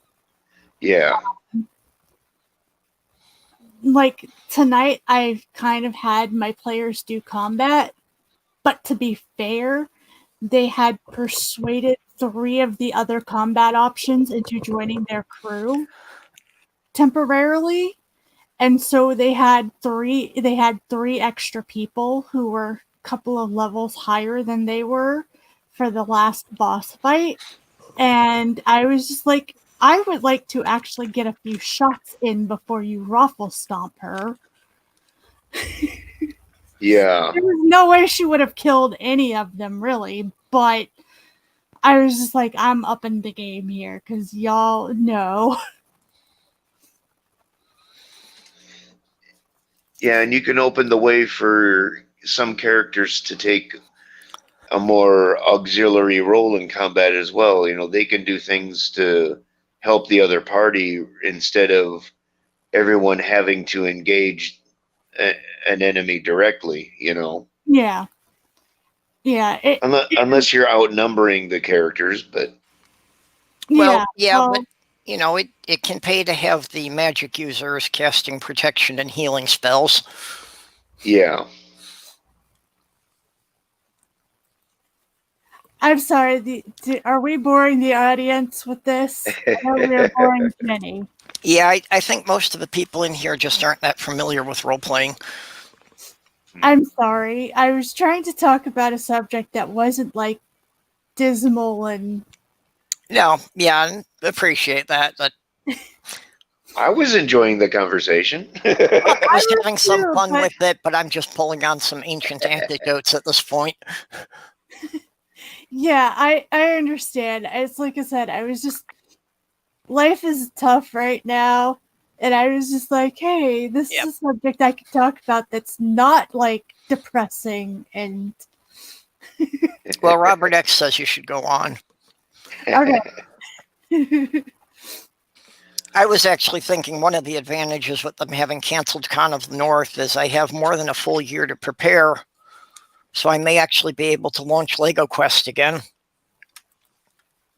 which was a pseudo role-playing thing. It was more like miniatures combat that I just covered 2 of the conference tables completely with Lego Landscape. And I had a deck of random cards, so each person had like an army of 10 Lego minifigs, and they had to find these 3 items hidden somewhere in the board. That's actually Cool. And That basically, you could either win by finding your 3 items, or you could just win by wiping out the other players. You had the choice. Okay, that sounds fun as hell, and I totally want to play that, even though I would really lose. I would lose really fast. Well, that's one of the things I had started working on just before I'd moved to New York was adding large animals into it. So I'd like to do that so that each army, then I'd reduce it to like 5 or 6 men, and then each one would get a large animal like an elephant or a dinosaur or something like that. Okay, I want a T-Rex. Just We've got those. wait. Do you have Stegosauruses? Stegos? I prefer Stegos actually. I don't have one ready, but I do have plans I could brick build the Stegosaurus. Ooh. I think there are plans for it in one of the creator sets. Groovy. I do plan on eventually coming up and visiting you someday when I'm not nearly as broken. COVID isn't a thing, and Oh, yeah. Well, and fun yeah, part is again, before the finding who I'm COVID started, you know, just before my move, I had started the idea of doing a YouTubers get together in Minneapolis over the summer. yeah, So, not this year, but we'll do it sometime. yeah. I have like multiple people that I need to go see, and unfortunately, I can only go see one at a time. So it's going to be real fun because whomever I don't go see will tease me mercilessly about how they're not loved, because I have got quite a few people that I have basically been like, you need to come on by. And some of those requests are occurring in Canada and England, and I am really sorry, but unfortunately, that's probably out of my traveling price range. Yeah, actually, at this point, it looks like I'm probably going to wind up at some point doing a Canadian road trip to basically drive from here up to where Neil is and, you know, meet a half dozen people along the way. Yeah. There's Zal in Canada, and Ian has been trying to convince me to go visit England. And then there's Lucy and Bear in North Carolina.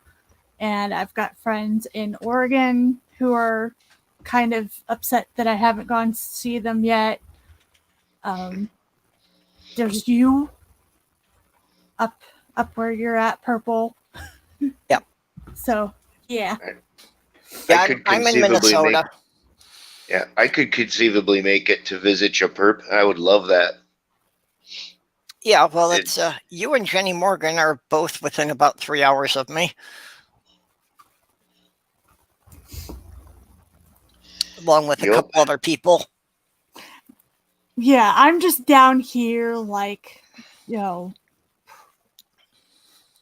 away from everybody else. Like, I think the closest person to me might be Lucy. I don't know.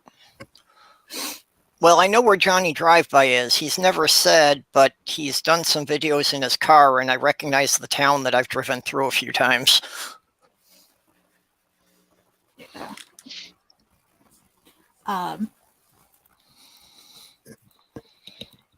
Yeah, I am down here in Florida. It's interesting.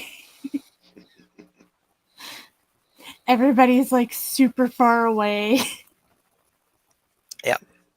I'm kind of smack dab in the middle of most everybody, I think. Yeah. Well, I'm actually also within a day's drive of at least 3 or 4 of the Canadians. You know, because it's like 3 hours north and I'm in Alberta.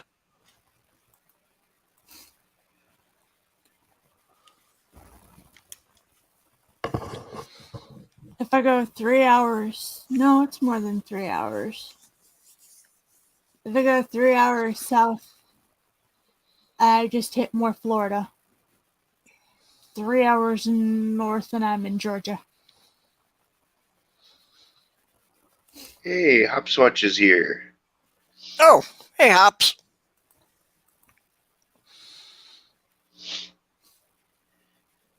Well, it had always been something that was definitely on my bucket list, that I had to drive up to Alberta to see the Royal Tyrrell Museum.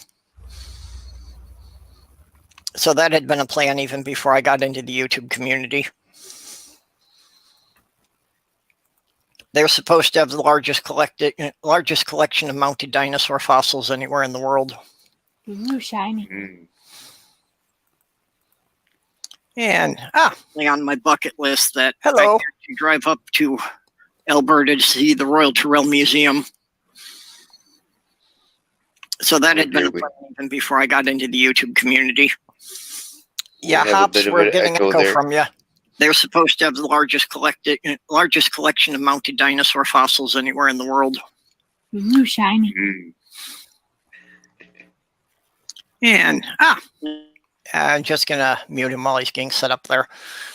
Yeah, it was deja vu all over again. Yeah, we were getting echo from you, Hops, so we just need you to mute where you're listening to the stream from. Okay. You can talk now. Yep. Oh, good. Yeah. I said hi frustrated a long time ago, frustrated, so there. Okay. So how's it going on your side of the planet?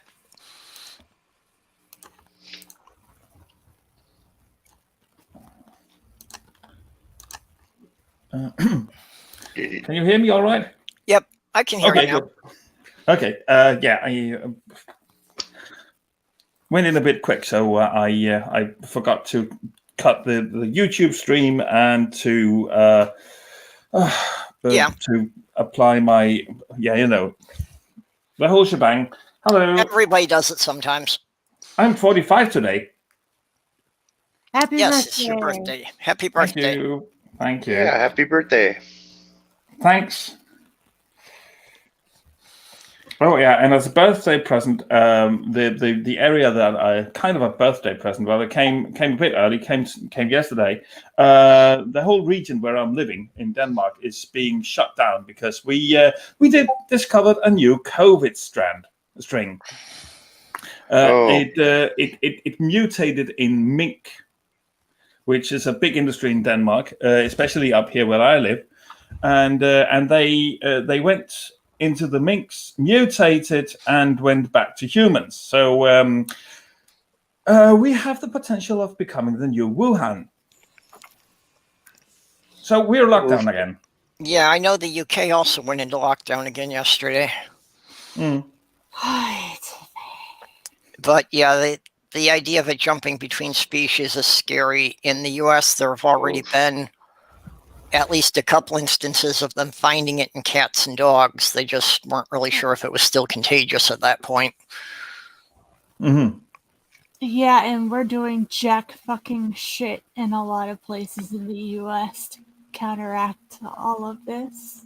Well, I mean, if it starts spreading through feral cat colonies, there's no way they're going to get that under control. Nope. Oof.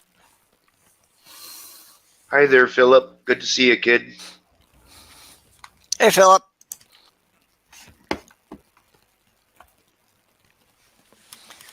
Yeah, and speaking of kitties, Sammy's son's been kind of nervous lately, so he's doing a lot more lap time. Aw, poor baby.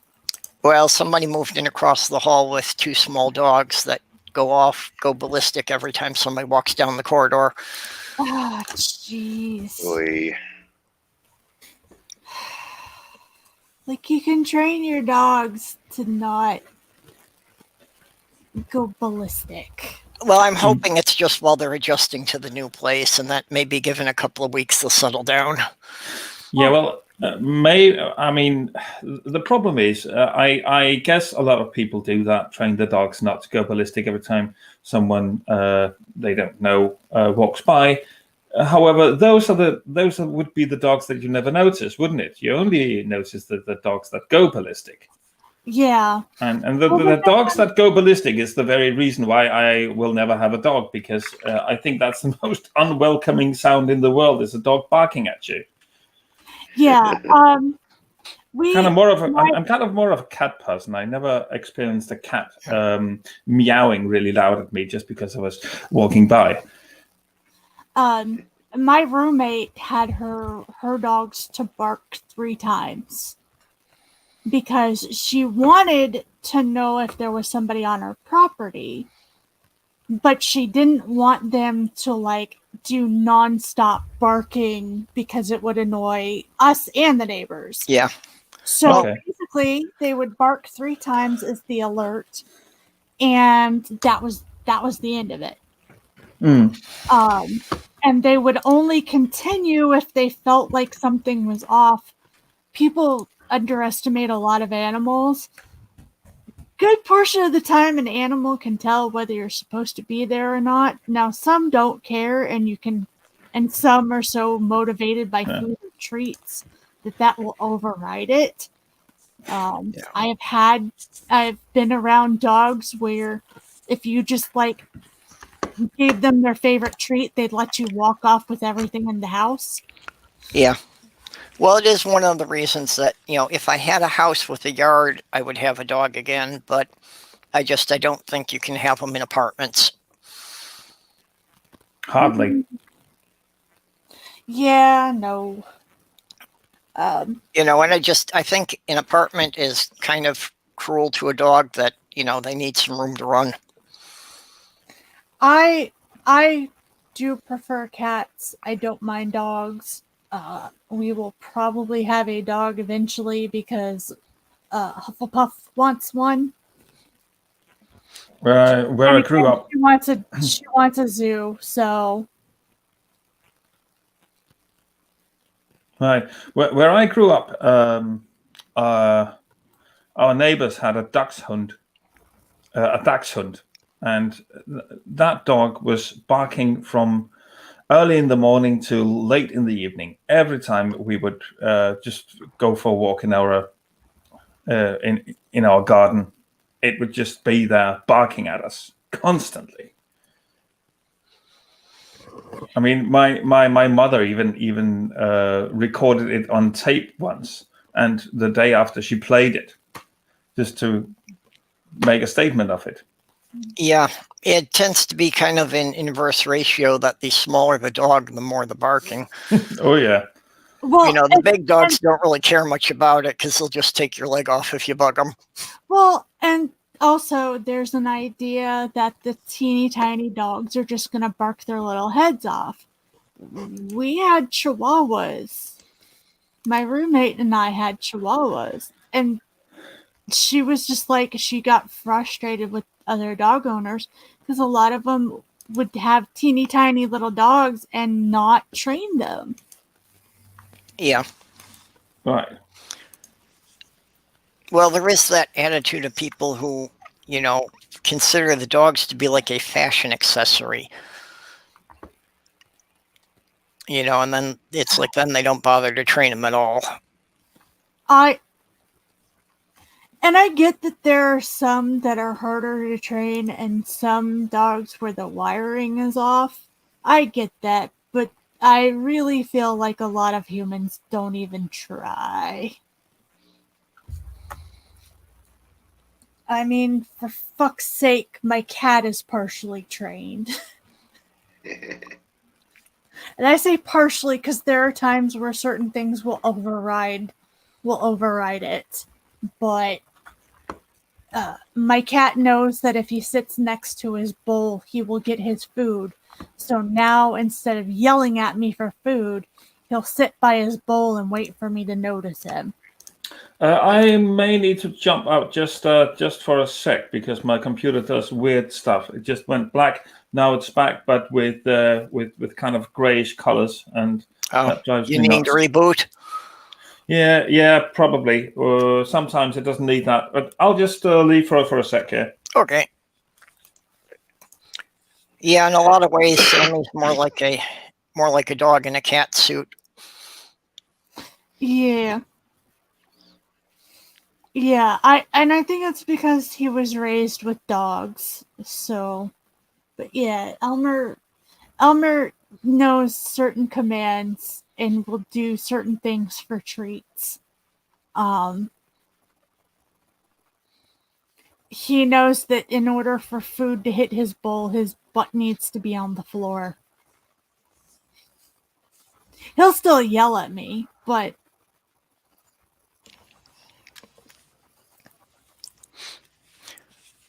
Yeah, well, Sammy knows if, he's got his regular food dish and he's got a separate dish by the closet door. And he knows if he just sits by the closet door and stares at me long enough, he'll get the treats. yeah, that's kind of how Elmer works. And it's Yeah. really funny how it works because I know he hasn't been sitting there long, but I will look down and notice him. It's really odd. It's pretty much every time I go into the kitchen, he's like, okay, you got snacks, I get snacks. Yeah, Elmer has been very adamant about if I eat, he eats lately. Which has been annoying because I don't have food to give him every time he wants to eat. Welcome back, Hopswatch. But well, that's why I try to limit it for Sammy, and I was trying to only give him, about 6 or 8 treats at a time, and I realized that he has learned math. That he sits there and he stares at me as I drop him in the bowl, and if he doesn't hear at least 5 distinct impacts in the bowl, he doesn't look down. He just keeps staring at me like I'm not finished. So I think he's actually learned to count to 5. Wow. oh no. Elmer has learned a new spot to ambush from to make it out to the door. So I have to be careful when I open my door and when Dad opens the front door because he can make it all the way from my room to the front of the house and out the front door. from a brand new spot because he's figured out it's a blind spot for me. So My pet won't eat. That's why I have 2 pets now. One is a ball python, the other is a mouse. Yeah, I remember you saying something about that on Twitter. And it's still an issue. I don't know what the fuck's going on. I moved the python to a new tank the other day, a considerably larger one, in which I think it will be until it dies. But it really needed a larger tank. However, I actually tried to feed it just before I would move it into the tank because pythons are well known to start acting weirdly when you move them. They don't adapt quickly. However, it's still what usually happens when you relocate them is that they hide in the corner for a really, really long time and don't move, and you think they're dead, but they aren't really. So you'll just leave them there. After a week or maybe even a month, they will finally start moving again, and that's when everything goes back to normal. My snake, however, is very active all the time. I hear bumps of it all the time when it kind of goes up the plexiglass walls and falls down. It makes a significant plump. So it's active enough, but it doesn't eat. It's frustrating. And I know that these things can go with, months without food if they just kind of decide to. If you give them water, that'll suffice. But I don't want to keep the mouse for that long. Yeah, I don't know anything about snakes. I don't deal with snakes beyond I will watch as other people handle them. Yeah, I've had friends who have had them. I've just never been real comfortable with them. I'm actually fairly comfortable with them. It's just I can see why people like them, but they don't do enough for me to create any sort of bond. So it's kind of one of those, yeah, I'm glad you enjoy your pet. I'm glad it's fun for you. I can't really bond with them. It's more of a hobby animal, really. Yeah. The issue is at least when I was younger, I was very, very allergic to cats and also to dogs. I'm not sure if I am anymore, but I'm not really ready to test that on a scale where I would get a cat that I can't that I'm allergic, that I'm potentially still allergic to. However, I have been stroking and petting the cats of my children, which are at the little farmhouse where my ex now lives, and I don't seem to react to them. So maybe. Yeah. But in the meantime, I still have 2 pets, so I think that will suffice at least for now. But okay, well, I do see. However, I could still keep the python and the cat, and whenever the python doesn't really want to eat its mice, I could just give in to the cat. Nah, not really. Yeah, well, unfortunately, a backup pet. The majority of my encounters with snakes have usually involved when I was having to work in a crawl space, so I was kind of moving into their territory, and they weren't pets. Yeah, my experience with snakes has been very, very much ranged between the park ranger came by and said, here's the snake that I have handled since it was a baby for the express purpose of teaching young children about snakes and what to do and what not to do with them. From oh, holy shit, I just stepped off my porch. There's a snake there, and no. Yep. I never did get an answer, even though I asked Jackson what taxonomically, what's the difference between a nope rope and a danger noodle? Sorry. I think the difference is when you're watching overly sarcastic productions play Shadows of Colossus, and the snake is as big as a screen, screeches out at you, and Red from OSP Productions is screaming, "It's a danger noodle! It's the biggest danger noodle!" I think that's the difference between a nope rope and a danger noodle. Okay. I'm not meaning to interrupt, but I'm down to like 6% on my phone, so I gotta hop off of here. Okay. It was Put your awesome phone in hanging the out with you fridge and guys. recharge it. Yo. We'll see y'all later. Bye, Bye, Doc. Doc. Bye, Doc.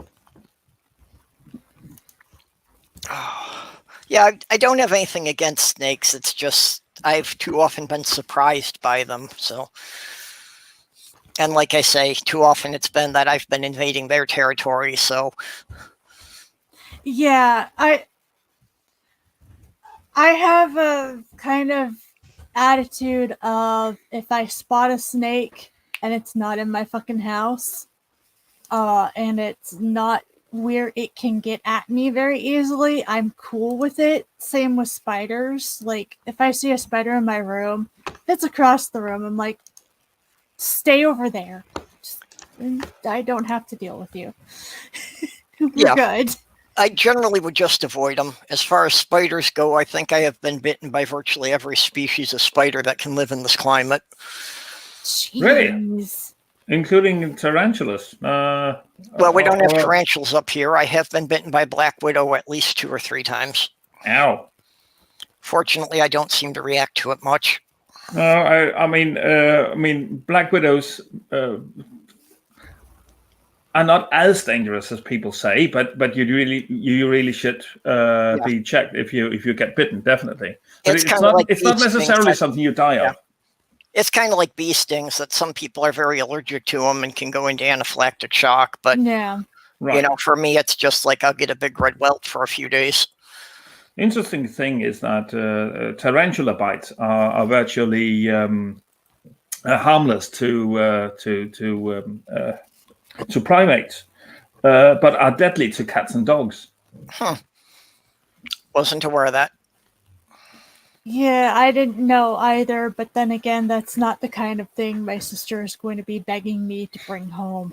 I swear, once she gets half a chance, I'm going to have to be like, look, here's your hard limit. You may have 1 complicated pet, 2 uncomplicated pets. You stop there. Tarantulas may be the easiest, seriously, the easiest pet in the world to have. She is not that fond of spiders, and I'm not either. Right. Okay. But I used to have a tarantula, but I mean that's I mean I saw that Doorknob had called my snake a pet rock before, which is not entirely true. Hey, Jenny. Welcome back. No, I think the pet rock was just in reference that hadn't eaten in a long time. Right. But I mean, tarantulas are basically pet rocks, except when you feed them. Then they'll move for a couple of minutes, and then it's over. Then they're just sitting in the corner again, doing nothing for, weeks. Announcement time. This is important. Trump's lead in Georgia is down to 665 votes. What's that again? Trump's lead in Georgia is down to 665 votes. Okay. Pennsylvania is the one that I was really watching for. Oh, that's just one. That's just. Why couldn't it be 666? That would be kind of cool, wouldn't it? Yeah, that'd be appropriate. Well, he can bring a +1. Yeah, but basically, if Biden could take Pennsylvania, then there's really not much of anything the Republicans could do that would pull it away. Do you think they will actually? Oh no, we were not supposed to talk about that, were we? Well, no, it's okay. Okay. I just didn't think there was going to be any updates tonight. Do you think they will take this to court? Oh yeah, yes. They have already filed court cases in several states. 2 of his cases were thrown out already. Yep. Yeah. And one has already said you can try it, but Well, basically, what Trump is hoping for is that it'll get brought to the Supreme Court. yeah, That's what he's banking on. Right. he's banking on Yeah. But, I mean, now I'm not sure how this works in the United States at all when you want to escalate a case from one court to another. But I mean, would he be able to just escalate it on and on and on just like that, or is there a limit to the extent where you can do that? The election results will move on under their own power because they're constitutionally required. Okay. He can do as many complaint stuff as he wants, but the election still has to proceed because it's in the Constitution. At some point, anything he says will just be completely moot. Right. Okay. Yeah, I know that. I mean, he couldn't stop the vote under any circumstances because, Right. first of all, it's constitutional, and the second thing is it's done by the states and not actually on a federal level. Is that correctly understood? Mhm. And, Yeah. and Which is smart, by the way. At this point, regardless of the outcome, has to go through a certification process, and then it actually goes to the Congress to certify the certification, and that doesn't happen till like the 20th of December. Yeah, December 14th, all the states have to have the counts finalized and certified. Oh no, I'm sorry. What I was speaking of ends around November 20th, and then it goes to the Senate and House, and they do the Electoral College thing. Yeah. On the 14th. Yeah, then the states have to appoint all their electors to the Electoral College, and they're the ones who actually vote on the president. It's a pretty weird process that made more sense 200 years ago than it does now. Yeah. I kind of noticed that about the American election system, but I guess the reason why it is so is that any president that has been elected all those 200 years had the advantage of that system, so they don't want to change it. Mm-hmm. Well, and there's a constant battle in the U.S. about states' rights, so they're kind of worried about changing anything because they don't want to be taking power away from the states and giving it to the federal government. Right. And this is the first election where... So, Hopswatch, Doorknobhead had a question for you there. I'm sorry, Jenny. Go on. And this is the first election where trouble has been threatened, but it's entirely because of the idiot himself, not the system at all. Yeah. And I think what you're going to find is that as this idiot proceeds with this stuff, that the other Republicans who actually understand government and how it works are going to stand up and say, "Look, asshole, get the fuck out of here," because they don't want to be seen as people who would destroy the American system. That is the least patriotic thing you can possibly do. It's the least American thing you could possibly do. They don't want to be associated with that. They're going to stand up. Well, and that's why even now there's a lot of the Republican senators and congressmen that when Trump is making just some totally ridiculous statements about how the election will be decided, they're stepping back and saying, no, not going to work that way. Yeah, Republicans some are distancing themselves as if that is going to save them after all the bullshit that they've pulled. You're in North Florida, right? Yeah. Huh? You're in North Florida? Yep, I'm in Jacksonville. Well, because when it comes right down to it, the congressional representatives do still have to answer to the people in their own district. Yeah. So if they want to stay in office, and I haven't really looked, but I'm guessing that if you look at it, it's probably the ones who are going to be up for re-election 2 years from now that are trying to step back from him. Mm-hmm. Yeah. Because they're realizing that while their base is not noticing, there are enough people that it's becoming a threat. Yeah, well, and also they don't want to, to have someone on the other side take the chance that when they're up for re-election, they're going to turn these things back around on them. Yeah. Which is a possibility. My biggest concern is we got a lot more people to realize that Trump needs ousting. I worry that there's not going to be the same turnout when it comes time to vote in the midterms. I'm highly concerned, especially in my state where it's almost 50-50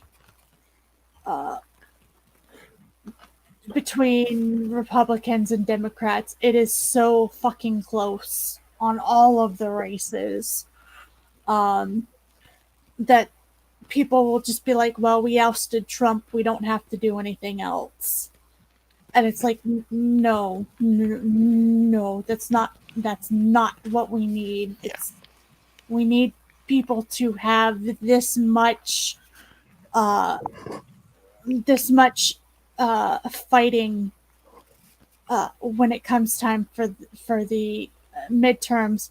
I believe Marco Rubio is up to be ousted, and I would really, really like for him to not. Yeah. To not be. It is discouraging that the Democrats somehow managed to lose seats in the House this year. Yeah, but they're still. Yeah.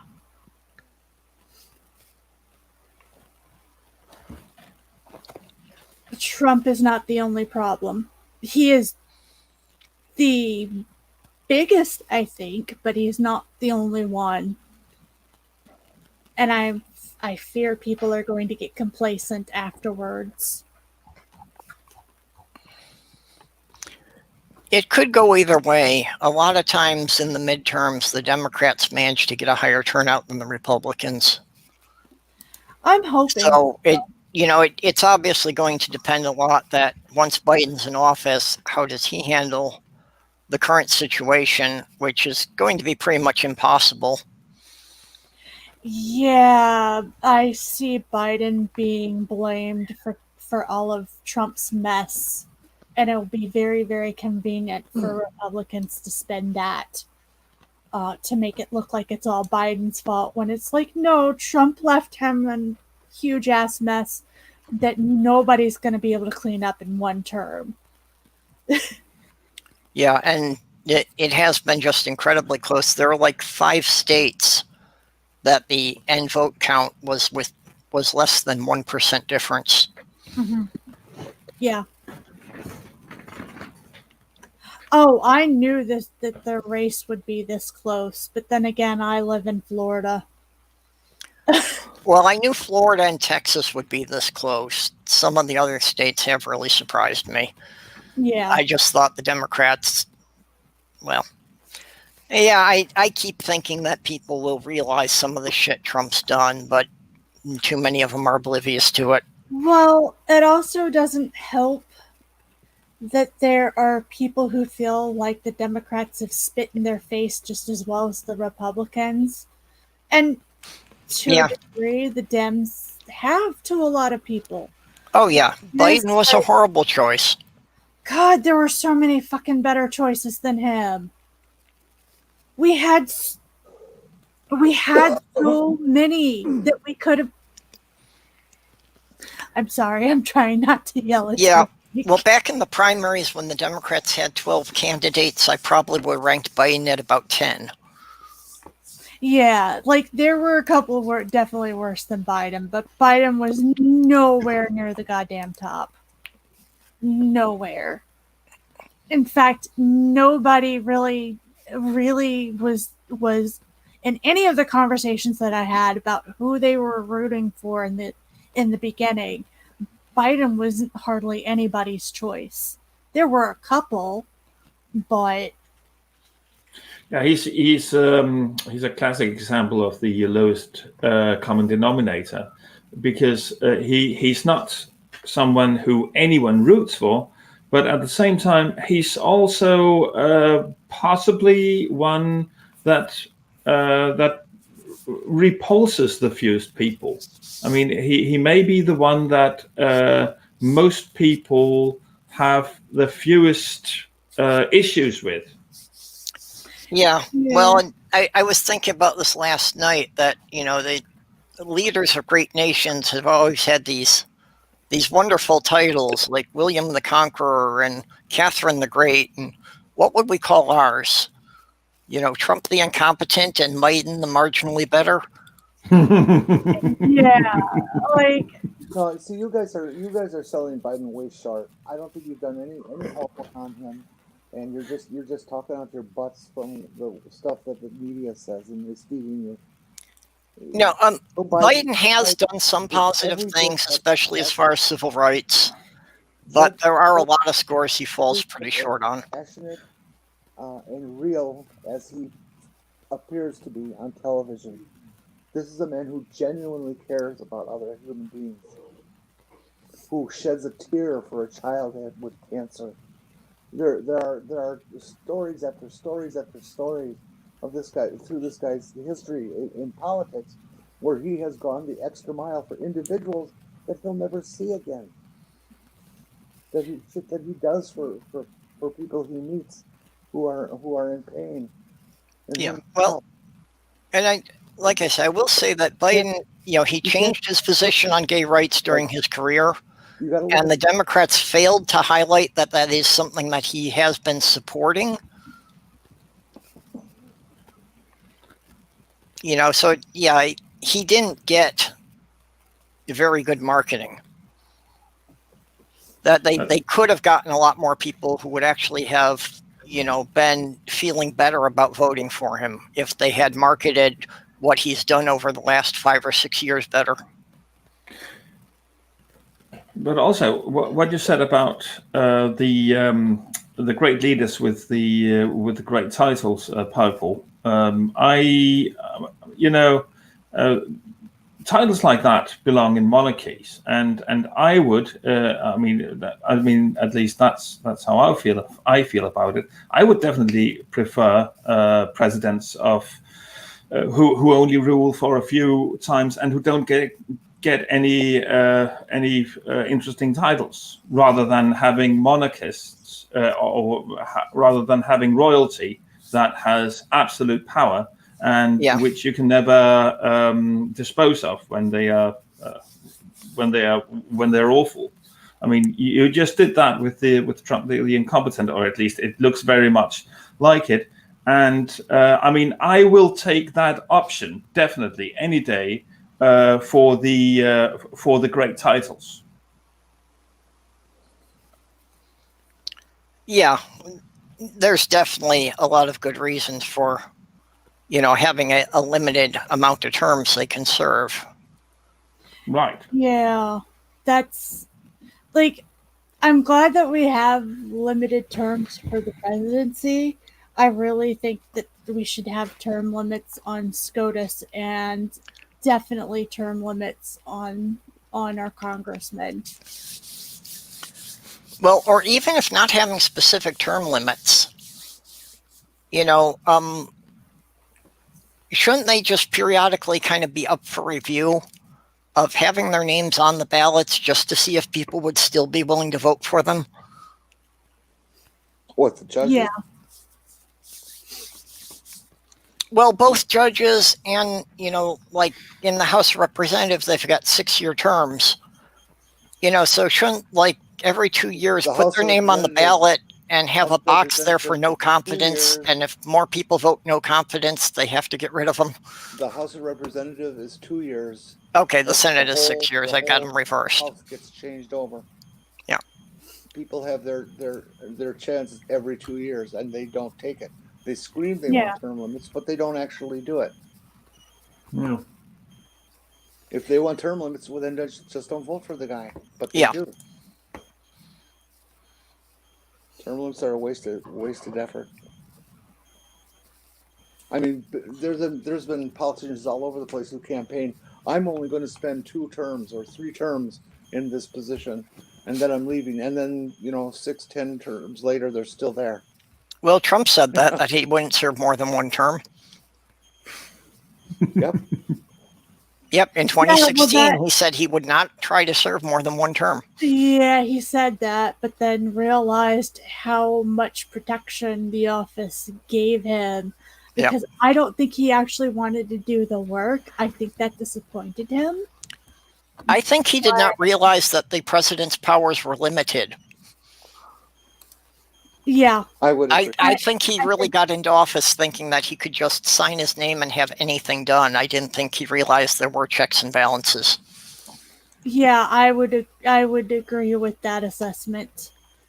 Because he keeps acting like he's the boss, and unfortunately the Republicans just keep letting him do so. And he keeps screaming about Article 2 like that gives the president carte blanche.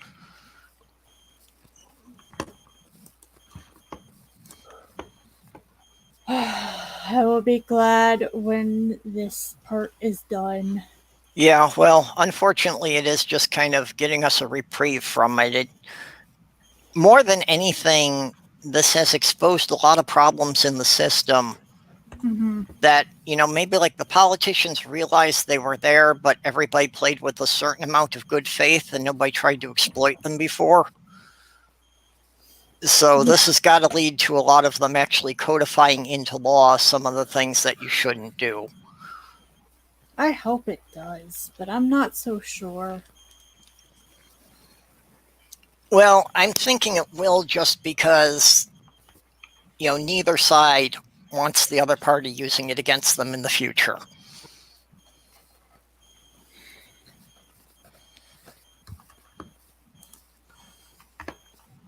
I don't know, maybe I'm just pessimistic right now.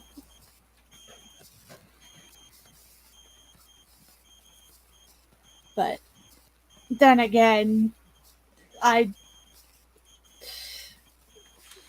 it's hard to keep myself from being pessimistic right now. Yeah, well, for any of us, it's pretty nerving. And Renee, yeah, there have been some valid concerns made as far as Biden's health in several regards, but I don't think he's shown any indication of. And we have to remember. Sorry for breaking in. Before I just forget this, we also have to remember that Donald Trump definitely did not have a series of microstrokes. Yeah.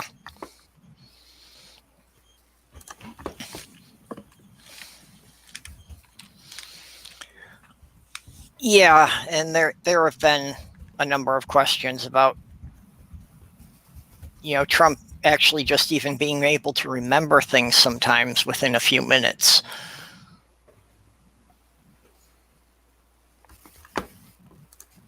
Right. Yeah, well, he's falling apart as well. I mean, looking at him, during the presidential debate, the first one, comparing that to the presidential debates he had with Hillary Clinton back in 2016. I mean, you can see how much he aged, and you can hear how much he aged in those 4 years, and how much worse it is now. And it was even worse back then. Well, it happens to everybody. I mean, Obama went in like youthful looking and raring to go, and came out wrinkly, gray haired. This is all urban myth stuff. The average age of the people who are going to be president is the standard age where men begin to show their aging from a young man to an older man. Yeah. That's why their hair grays. That's why they get more stressed looking and wrinkled, because that's what happens about that age. Well, how many presidents have even taken office when they were less than 65, which would be the retirement age for most jobs? Yeah, and like I said, it's an incredibly demanding job. It's gonna take shit out of you. Yeah, but that's not why their hair turns gray and stuff. It's because they're in their late 40s, early 50s, and that's what happens. I think Jenny's right. I think that is made. I think it's overplayed as far as their hair going gray and their skin getting more wrinkled. It's like that's just part of the normal aging when you're 65, 70 years old. Yeah. Although with Trump, with his love of fast food, and I do think he stress eats. So I think if things aren't going his way, he probably tries to fill that up with some more hamburgers.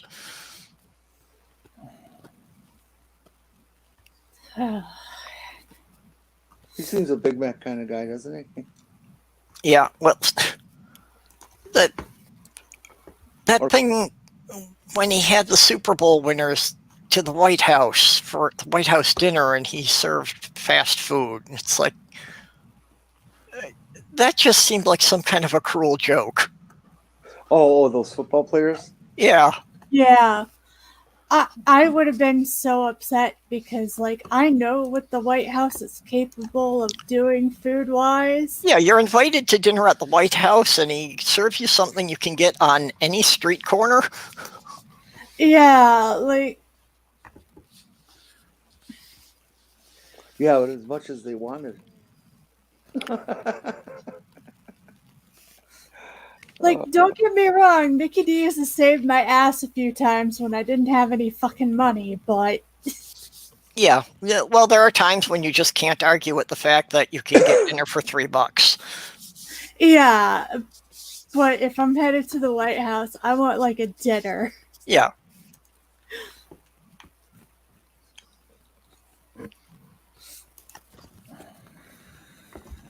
Oh...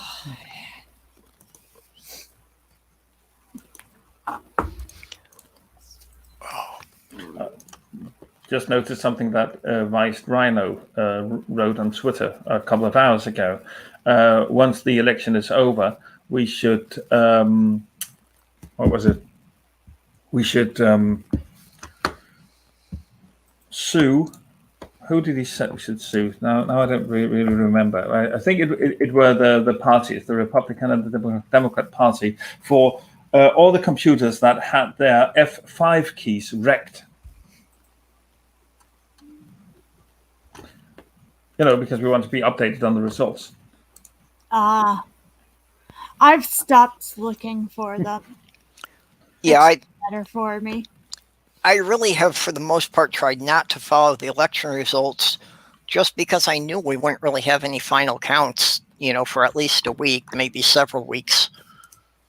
Yeah, Nevada hasn't changed hardly at all. No, for some reason they don't count. They stop counting. Well, I think it's just they're Republicans. No, I think it's more just a normal thing that they don't have that many people to do the counting, and they're just doing like one shift. They're only counting 8 hours a day, and then the people go home. They're not doing it around the clock. Honestly, I would prefer that to them doing it round the clock, because if you do an 8-hour shift and go home and fucking eat and sleep and shower, there's going to be less mistakes. Now, yes, it is nerve-wracking to wait, and I really wish Nevada would hurry up, but I also realize that I can't have them hurry up unless they do more shifts, and I don't want them. I don't think that they should be rushing the count. I think the media should be telling people that, no, we've never had the count on election day. Those were just projections based on the polling. Mm-hmm. And the media has to tell people that it's perfectly normal for us not to know the titles until a week after the election. Yeah. Yeah, it's just, and I understand that it's especially nerve-wracking because of the situations that we're in. I don't think I've ever paid this fucking close attention to a race before in my life. Well, I grew up in a household that my parents were very politically active. So I grew up with watching them. But it was more of a fun party atmosphere thing. It was more like people taking casual bets on which states were going to flip. Yeah, in my case, I come from a very isolating Mormon background where basically you voted Republican because that's what you did. Yeah, well, and for anything else, the politics are about the only thing that I've really stayed with my parents' values on. That's because my dad was a carpenter, so he was always staunchly Democratic just because they supported the unions. Your dad was Jesus? I'm actually the son of a carpenter from a Jewish village, yes. Wow. So are you like Jesus Jr. or like, what do we call you, man? Well, see, I'm not sure. I've got 3 brothers. I'm not sure which one of us.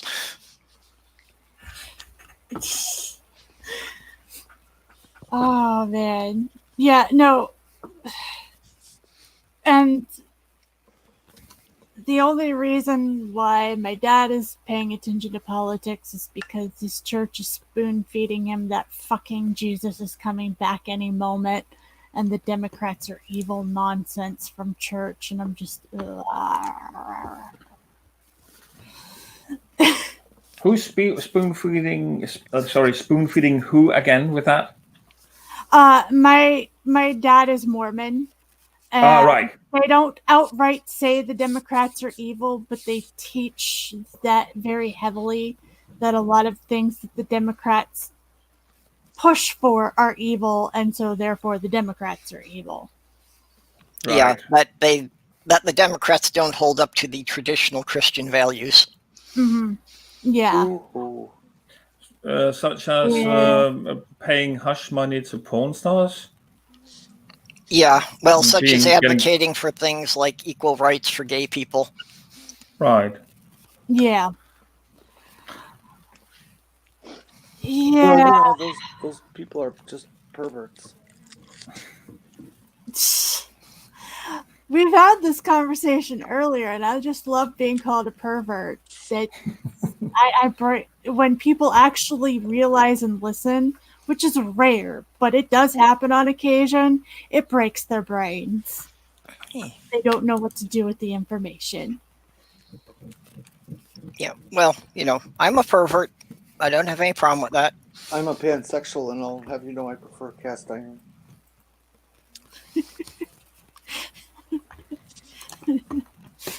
My sexual preference is no. I think omnisexual is more appropriate for me, but it seems nobody ever understands that when I say it. I sort of do.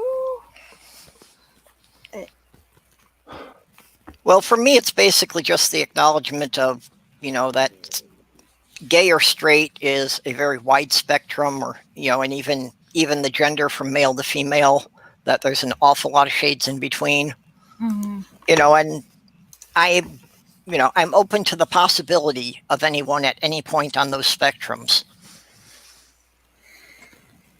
Yeah. Mine's just straight up no most of the time. Occasionally. Yeah.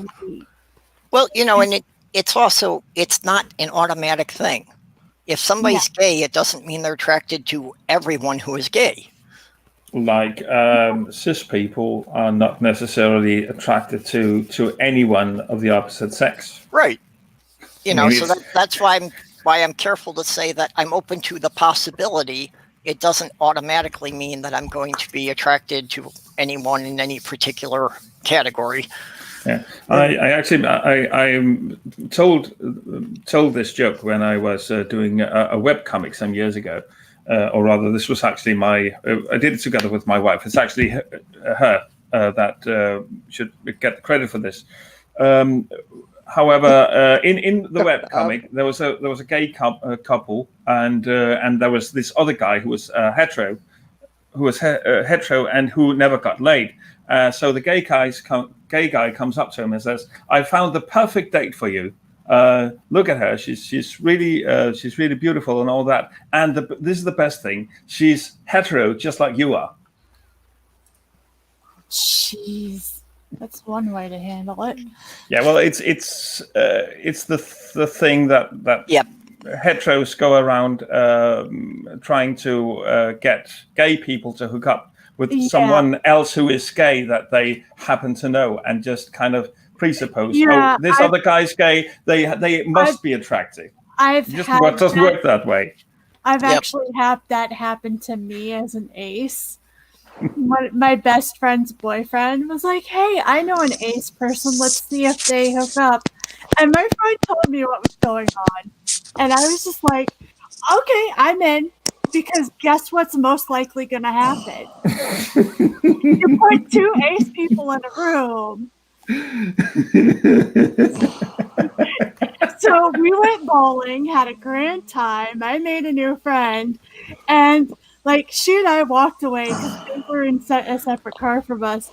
We hopped to the car, and I was like, "What did your boyfriend think was going to fucking happen?"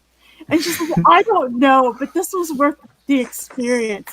I'm glad you took it in stride." I was just like, "What did you like?" Attraction for us is like super fucking rare. Like,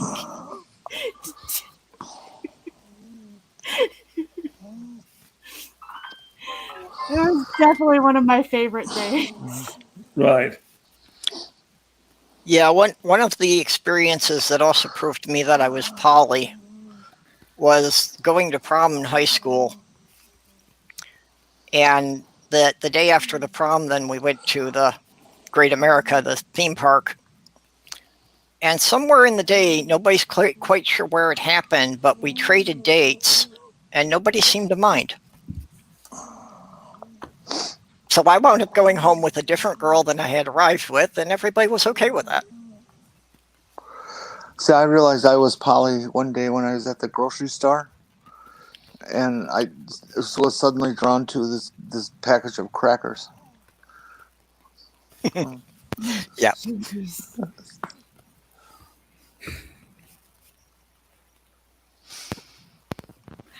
Yeah. Doorknob is calling you out, Jenny. Oh, who is? Doorknob. Oh, what does he say? Doorknob had says super rare, like a late night stream where Jenny does not fall asleep. Yes, that rare. What do you mean? I'm not asleep. And I haven't been asleep. I've just been listening. Yep. Yeah. Yeah. And I'm updating my phone right now, too. My fiance's best friend used to call me Saltine because she said I was the whitest cracker she ever knew.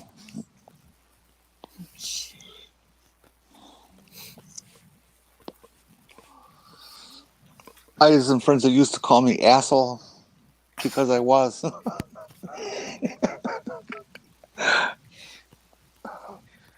Oh.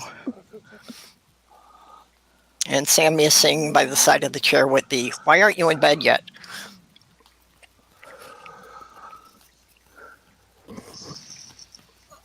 My cat's sleeping. By the time I go to bed, he will decide to be up and awake. Yeah, well, that Sammy thinks it's time for me to go to bed so we can have snuggle time. Yeah. Snuggle time is important. Especially now, like I say, he's been kind of nervous lately, so... I want snuggle time.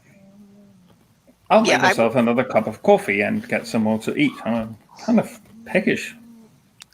Yeah, you're just waking up over there, aren't you? Well, a couple hours. Oh, it's nearing noon. It's almost 10. Okay. Yeah, so you're 7 hours ahead of me then. Yeah. The funny thing, by the way, I got the time difference when I had you on my show, Purple. I got the time difference right, and I did so also with Bionic Dance. But almost all the other times I had people from different time zones on my show, I missed it by an hour. Yeah, you brought that up when I was watching the one you did with Aaron Raw. Right. When do you guys change to daylight saving time? We did that the last weekend in October. We did it. Yeah, they actually did it a week before we did. Exactly, and that same week I had Godless Cranium on my show, and Canada does it at the same time that the United States did. But I was not aware that you did it 1 hour late, 1 week later than we did. Yeah. So it's like missed that as well. We really need to get rid of daylight savings time altogether. If we can't do that, can we at least do it so the whole world changes their clocks on the same day? The European Union is going to do away with it next year. And it's going to be we have to decide in advance if we are going to say to change under all circumstances to daylight savings time in March. That happens the last weekend in March, and then maybe we'll change back, or maybe we won't, and we will have to decide about that. Each country has to decide about that at that time. Well, this is not standard time. We're in the daylight saving period, and so that means. Oh, wait a minute. Hold on. No, I got that reversed. In the summer, the time is wrong. Yeah, based on the noon meridian. Yeah, it is. Yeah. And however, I mean, they lived with it in Spain for decades now, so it can be done. But they tried to do away with daylight savings time in Russia, as far as I know, and to stay on what is around here called summertime. And people couldn't really cope with it, so they decided to just go by normal time instead. The issue being up here in Scandinavia, we are going to have some very, very long and very, very dark mornings if we stay on summertime. And physicians, more than anyone else, have warned against this. It's not going to be very pleasant, and people are not aware of that because they never tried it. However, I would miss the long summer nights. If we're not on permanent, if we're not going to do permanent summertime. Well, it just seems to me that, very few people get up at sunrise. So doesn't it make more sense to have the extra hour daylight in the evening? If it makes more sense? Yeah. Isn't that going to be more useful to people? Because at least around here, it would mean people wouldn't be driving home from work in the dark. Possibly. Well, you're picking what time of day do you want to be in the dark? Yeah, you're going to go to work in the dark instead then. But if the sun's coming up at 7 o'clock in the morning, and most people don't have to be to work till 9, isn't that extra hour of daylight in the morning more or less wasted? Well, not necessarily, because schools start at 7 and 8 a.m. and everybody's worried about the safety of the children in the dark. That early? Yeah. Mm-hmm. Wow. Yeah, but then they're also getting dropped off of the school bus while it's already dark at 4:30 in the afternoon. So then they're walking home in the dark. So as far as arguing it for the school kids, it doesn't work either way. Yeah, school my high school starts at 7:15 in the morning. Bus can pick you up as early as about 5:30ish. Yeah, well, especially if you're out in rural areas that have longer bus routes. Wow, because some of those kids are riding the bus for an hour each way. I mean, I occasionally work in the fishing industry. I thought they were turning up for work early. That's earlier than I have to go to work. Well, and I even have to go by bus as well. The reason that they do that is they want to contract out as a few buses as they possibly can get away with. So what they do is they start high school here at like 7:15ish. Then all of the students are dropped off by like 6:45 or so, depending on traffic and all of that. And a lot of the buses run late. And then those same buses then go and pick up the middle school students for whom school starts around 8-ish or so. Yeah, and that is common in a lot of U.S. cities for the same thing, just they don't need as many buses and as many drivers. And the elementary kids often don't get until 9, and they might contract out different buses than the other two, but it depends on your area. But yeah, that's what they do. They stagger when you get to school. It also helps if you are dropping your kids off at different places, like you're saying that school starts at 7 and ends at, what was that again? 5:30? Half 4? no, it ends. School ends at for high school. School ends at around 2:15 ish. Okay. Then middle Good. school ends around 3 ish, and I Right. think elementary school ends around the same time. The thing that you have to remember is that buses only have to go to a certain distance by your house. And so a lot of these kids will get off the bus and then walk for up to half an hour to get home. Okay. So during the summer months, it's not a big deal. And you also have to remember some of these bus rides, depending on where you're at, can be up to an hour. So if you get out of school at 3 and the buses don't leave till 3:30 because they want the kids to all be able to find their bus before the bus leaves. Because it does take time. Buses are never in the same place twice. And a good portion of the time, when you get out there, you find your normal bus number is not your actual bus number. So, and depending on where you're at as well, it can take up to another half hour before your bus even leaves after the first one starts going. Yeah. So we're already at 4 p.m. before you've even started to hit the road. Right. Plus the hour to drive, plus whatever walking time. You do have kids walking home at 5:30 at night. Well, and that's also not even counting if there's any kind of after-school activities that the kids might stay later for. Oh yeah, And the that's what I after-school experienced a lot as a kid. That like staying after school for Boy Scouts, then I would be walking home at 5 o'clock in the evening. The thing is, Oh, that must have been hard after Boy Scouts. That'd be hard to walk, eh? But Bad joke. Yeah, I wasn't quite sure where to go with that one. yeah, the thing is that again we go back to staggering because they're using the same goddamn buses. Yep. If you have an after-school activity, generally your after-school activity will end if you're in high school in Duval County. Your activity will end around 3:45-ish at the latest.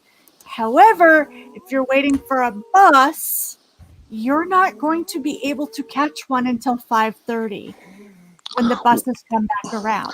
We had this really good system when I went to school. We walked. It was only a mile and a half. What the fuck? And it was uphill both ways. Try telling high schoolers that they have to walk 12 miles.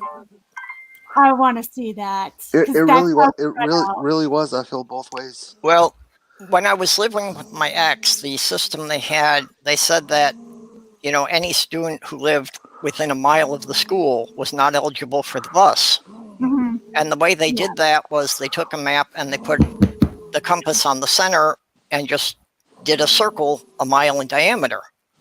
Yeah. They didn't allow for the fact that the freight train ran at the end of our block.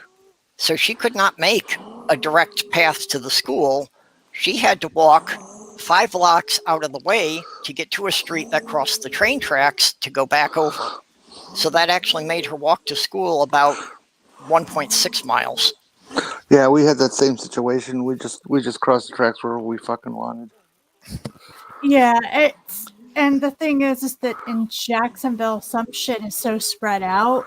You can be up to 20 minutes away from your assigned school, just because of how badly my city is set up.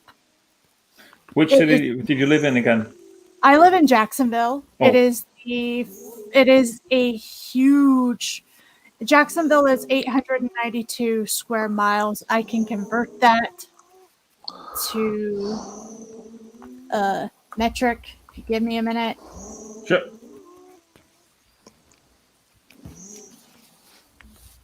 Much appreciated, by the way. It is 2.31 square meters, if I did the math correct. Sounds legit, yeah. Yeah, it's a big, wide city, and there are parts that are way more denser than others. I happen to live in a slightly less dense part of town, and depending on where you are in town, you could travel out to the sticks, or you could travel in deeper into Jack's. Wow. And yeah, like I can walk to my old high school. Like I'm really not that far from it. And I was basically like I was right within the limit of being able to be picked up by the bus, but I hated the bus because it was always crowded. I was always one of the last ones to get picked up. And of course, high schoolers don't like to have anybody they don't know sitting next to them. So Yeah. I basically was like, fuck it, I'm walking. At least until seminary, until they did seminary, and then I had rides to school. Seminary is more before school, scripture study for Mormons. But I basically got to a point where I just didn't want to fuck around with the bus. I just walked home. It wasn't Right. that big of a deal for me. No. However, some people, because of the way our system works, you could, in some cases, choose which school you wanted to go to. And there were a lot of students who lived up to 45 minutes away, not even if they were going straight and not having a lot of bus stops along the way. But yeah, it's really weird. They really should just hire buses for like each, just for each category. Like if you do elementary school buses, they should run for elementary schools. Yeah. Period. Or I guess this would be the kind of privileged Scandinavian position. Just have some proper public busing, proper public transport. That is fucking difficult in a place like Jacksonville. Like, I know I've kind of bitched about it, and I know that they can do better, but again, it is really, really spread out here. That is part of the system, that American cities tend to be more spread out than European cities. Yeah, Things but I aren't don't. centralized. No, but I don't see why that would make public transport more difficult. Really, it's Yeah, it's not really an excuse in itself. It would make it a little more expensive to run it, but it isn't really a reason why we shouldn't have it. Well, it depends really, because where I would guess that spreading the city more out would mean could mean at least a fewer bus stops, which would I guess may make it a bit easier to organize and also to maintain. I'm not sure though. Fewer bus stops does not. Ooh, we need more bus stops. We need way more bus stops. Basically, because of the routes that we have, and the few buses that we have, and the few stops that we have, buses only come around once every hour. And also, our buses, some of them don't start running until 9 a.m. Sounds like where I live. Parts of the city. Sounds like where I live. However, I don't live in a big city. I live in extremely rural Denmark, about as rural as you can get it. Except I actually live in a town, but in a small rural town. How small is your town? 14,000 people. Oh, that's huge.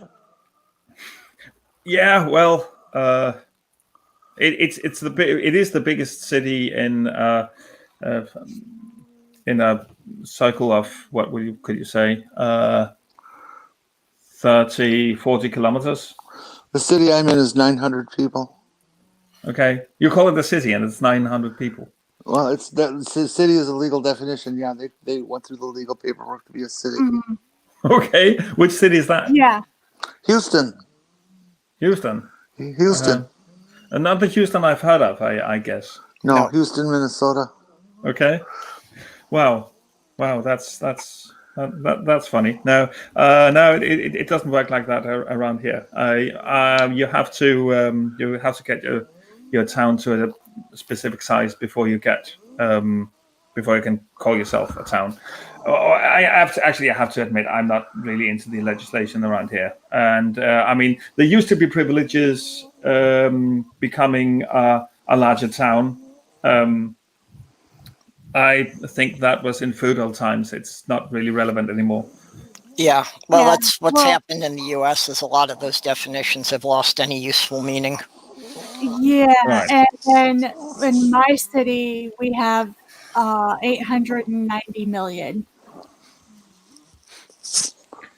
Yeah, which is it's Not almost 890 million. I'm sorry, 890,000. But yeah. yeah, Okay, fair enough. I didn't even notice you're slipping there. Yeah, Anyway, but I I- noticed that's almost one inhabitant per square mile. I Yeah. mean, it's yeah, that is indeed very spread out. I will give you that. yeah. Like I said, my city is spread out. It's dysfunctional. We could make our bus system better, but basically the best way to handle it would to be put more buses out there. Okay. And my city is not willing to do that. And Let me also, see. we need way more bus stops. We need a bus stop like within spitting distance of everything. Yeah, There are places in town where there are not bus stops that there need to be. Let me just see. The area of Greater Copenhagen, our capital, is 682 square miles, Yeah. and, and the population it would be about. That's let me see. That depends which. I mean that would be the 800,000 square miles. That's the Greater Jacksonville area, I guess, right? The 800 square miles is actually Jacksonville itself. Greater Jacksonville is bigger. Okay. It's slightly bigger. Wow. Because Greater Jacksonville area includes parts of Middleburg, Orange Park, Jacksonville Beach, and Jacksonville. The number that I took was the biggest number I could find. It's still just 682 square miles, and the population of that area is actually 2 million, almost 2,060,000 people. I think Jenny, you had a question? Was that I thought Jenny had a question in there. Okay.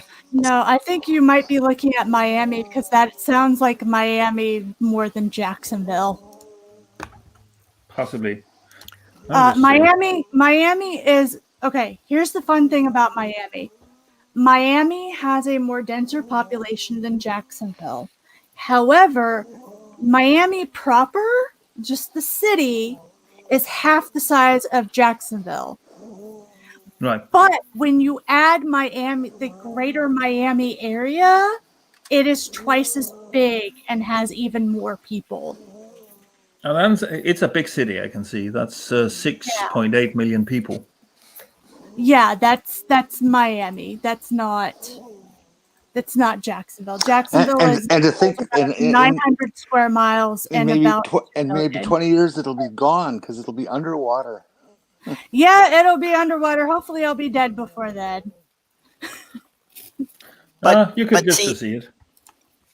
See, this is the solution, though, that you don't have to worry if it's underwater. You just put them all in reverse, and the buses are subs. Okay, that would be a major problem for me. I don't do underwater. But yeah, no, and I keep slipping up my words because I'm a little bit tired. But yeah, we have just under 1 million people in Jacksonville itself. There's a few more in the greater Jacksonville area, but the greater Miami area is much more densely populated than we are. Same with Tampa and Orlando. Jacksonville is the big city that doesn't realize it's a big fucking city. They think we're all cowboys. Ain't no cowboys in Florida. Yeah, there are. No, there aren't. Yes, there are. No, they're not. You can only have cowboys west of the Mississippi. How about Okay, alligator fine. boys? Cattle ranchers. We'll just call them cattle ranchers because that's technically what they are. I had a friend who used to be a chicken rancher. Because dairy is actually a huge fucking deal. In fact, my city doesn't do it as much anymore. But back in the 70s, where my high school is, used to be a dairy farm. We used to be called Cowford.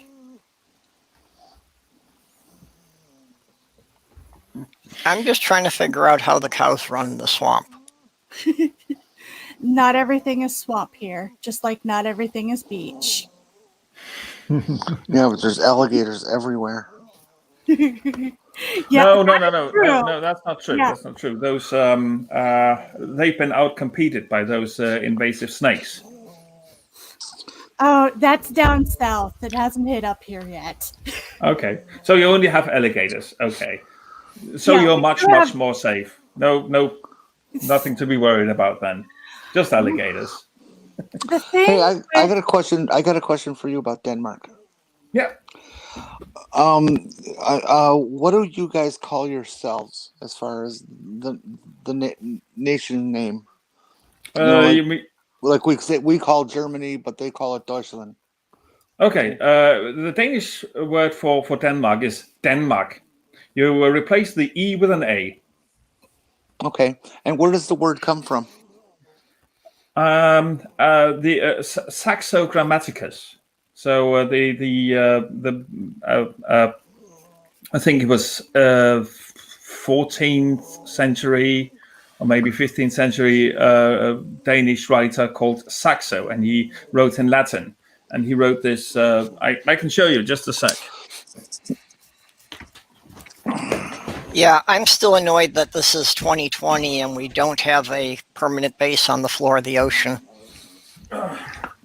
That's one of the things they promised me when I was a He kid. wrote the Saxo Grammaticus, which is basically ancient Danish history from the time of the gods until the time of when he was around, and he's telling this myth-ish, legend-ish tale about Danes going down actually through Sweden and throwing people out of the country that is then later known as Denmark. That looks like a pretty heavy book. What is that? About 2,000 pages? Let's see. The pages are rather thick actually. So it's including the index. It's 903 pages. Oh, 904. 904. Yeah, but then that's covering basically mythology and at least 500 years of history, right? Yeah, but mostly mythology. I mean, it's not like there's a lot of history in it, really. I mean, at least not history that you have to take with not a grain of salt, rather a ton of it. Was Denmark ever occupied by the Romans? No, not by the Romans. There was some Roman expedition which was searching the seas east of Britannica and stating that the people there were extremely savage and the area was not worth looking into. I get a phone call now, so I have to just jump out. Yep. Oh, I ask nerdy questions. I'm sorry. Oh, no, okay. no, that's fine. Hey, you dealt with me blathering on about games. It's fine. The only reason I got up was because my cat was dramatically acting as if he was dying of starvation in the background. He Yeah, was Sammy's reenacting decided to the crawl death back in my lap. scene. Yeah. Yeah, there was a death scene being reenacted in the corner of my room. Well, An 18-year-old cancer survivor was elected to the New Hampshire State House. 18? Yep.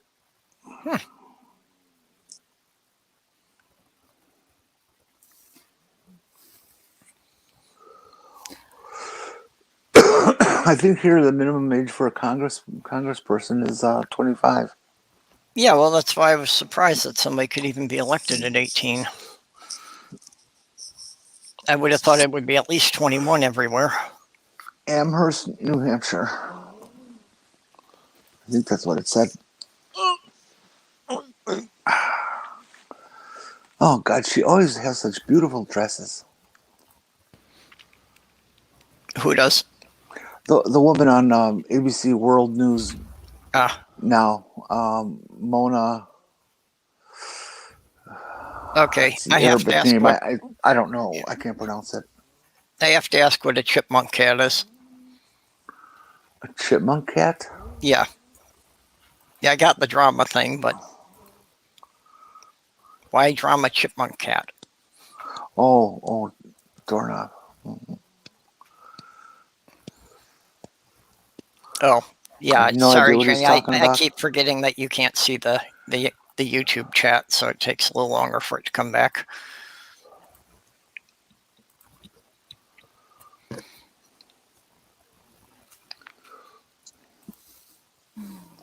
By the way, I told you the spread in Georgia went down to 665, right? Yep.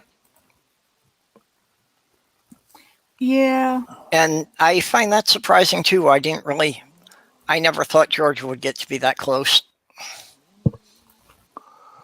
I pretty much figured that Trump had Georgia, and I didn't think there was going to be much about it. The way those numbers are going, he should go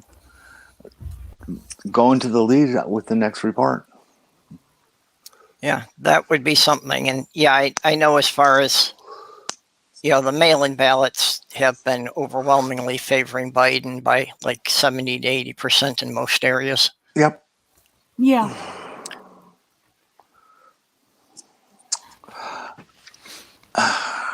Well, that's why Well- Wisconsin and Michigan were initially called for Trump and then wound up getting flipped as they got into all the mail-in ballots.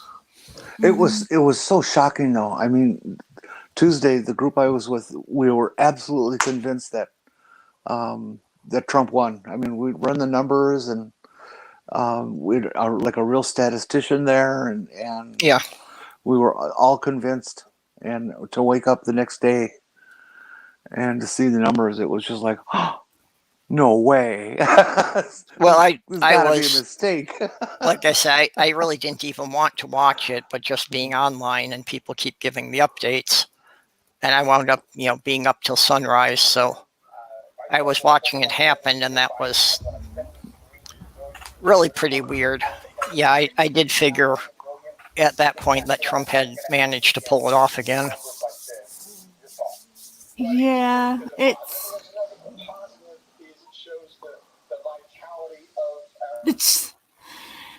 was 666, but they changed it to 665 so they didn't have to wake Satan. Seen on Discord.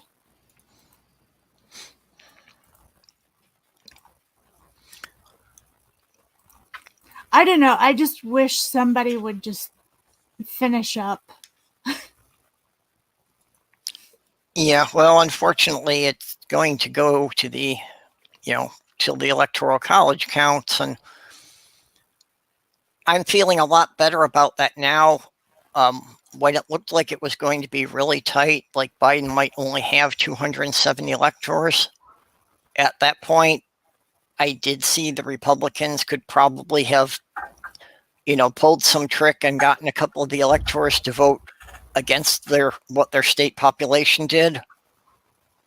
But if Biden's ahead by like more than 10 electoral votes, that would be a lot harder for them to do.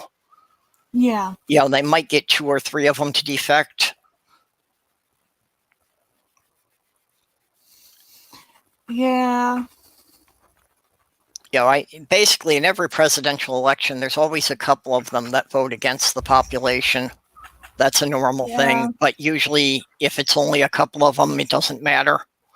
This year, 2 or 3 of them, it looked like was going to make the difference. I think, isn't there a bill that was written that hasn't really gone to any sort of votes or anything, that was trying to say that, hey, the Electoral College has to vote the way their state basically voted for? There's a thing, I don't know what to call it, because it's not really like a legal document. It's more of a proposal that has actually been circulating for the last 10, 12 years that, you know, is to that effect of binding the electors to voting based on what the popular vote is. Okay. And it's kind of like they're hoping to make it into a law or an amendment when enough states sign on, but they would need like 30 states to sign on, and so far there's only like 6.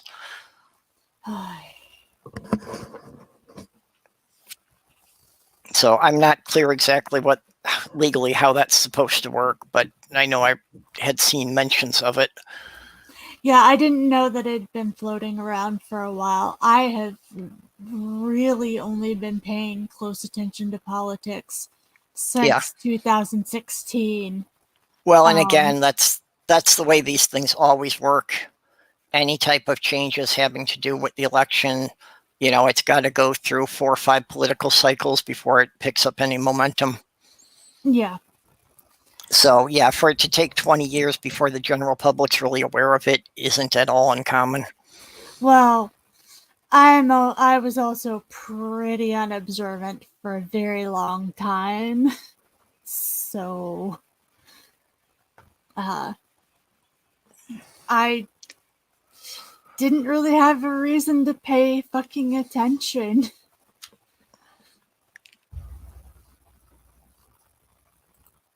I should have been regardless, but...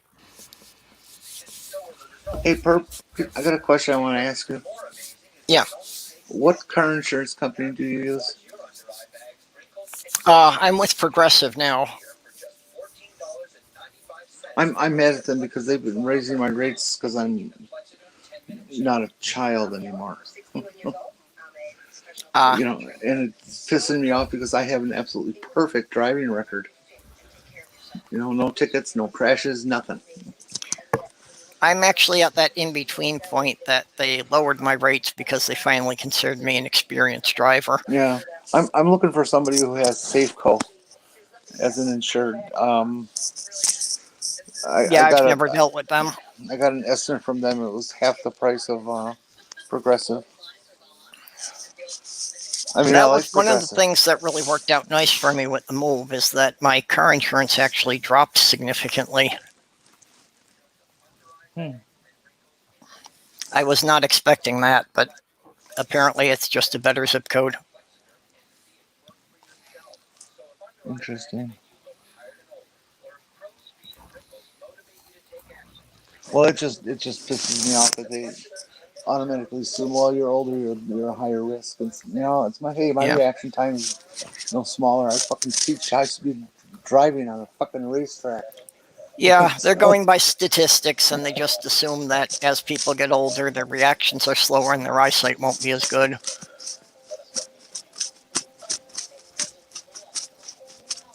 You know, and I think that could actually be fixed if they actually made people, like, kind of, you know, get retested, at least to get their eyes checked.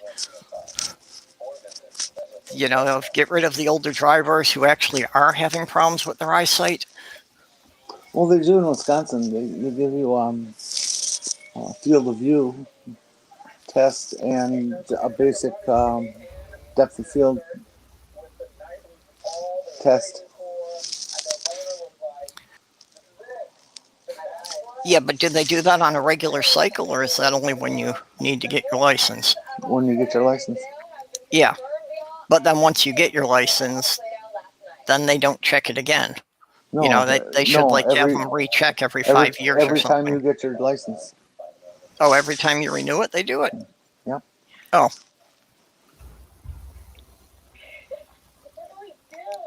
I wasn't aware of any place doing it when you renewed your license.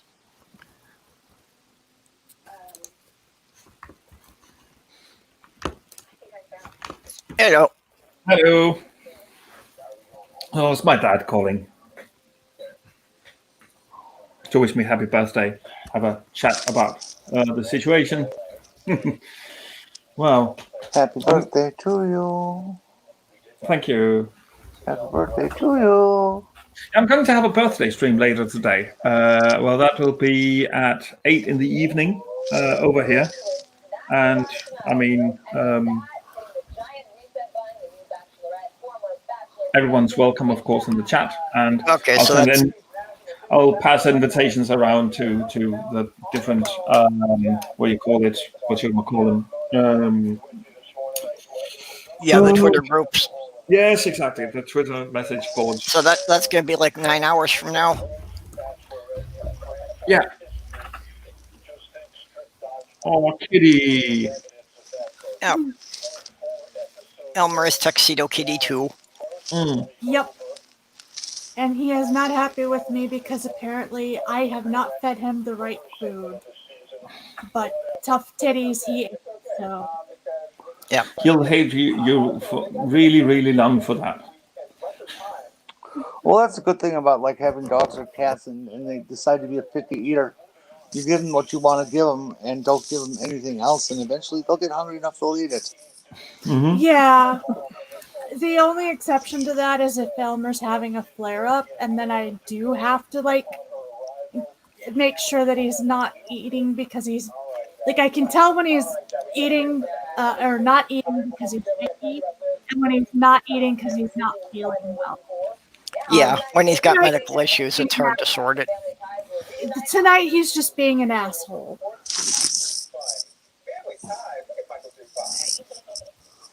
He also does not like being held like this, but I don't care. He can get down. Yeah. Sammy decided if I wasn't going to go to the bed, he was just going to come into my lap for snuggle time. So I am again having to balance the keyboard on my cat. There was somebody's cat dead on the side of the road today. Oh. Yeah, I always feel sad. Yeah. I mean, I feel sad when I see a raccoon too, but you know, cat's a little different. Yeah. Well, the cat's different. They cook faster. No. They do. Well, I guess I'll never really know. I don't eat friends. Neighbors, if things run short, they're open, but not friends. Right. Well, I never eat my parents, you know. They've both been dead such a long time now. Yeah. Well, besides, you know, the old are kind of tough and sinewy, so. The meat's gone bad by now, I'm sure. Oh, there's Nerdy.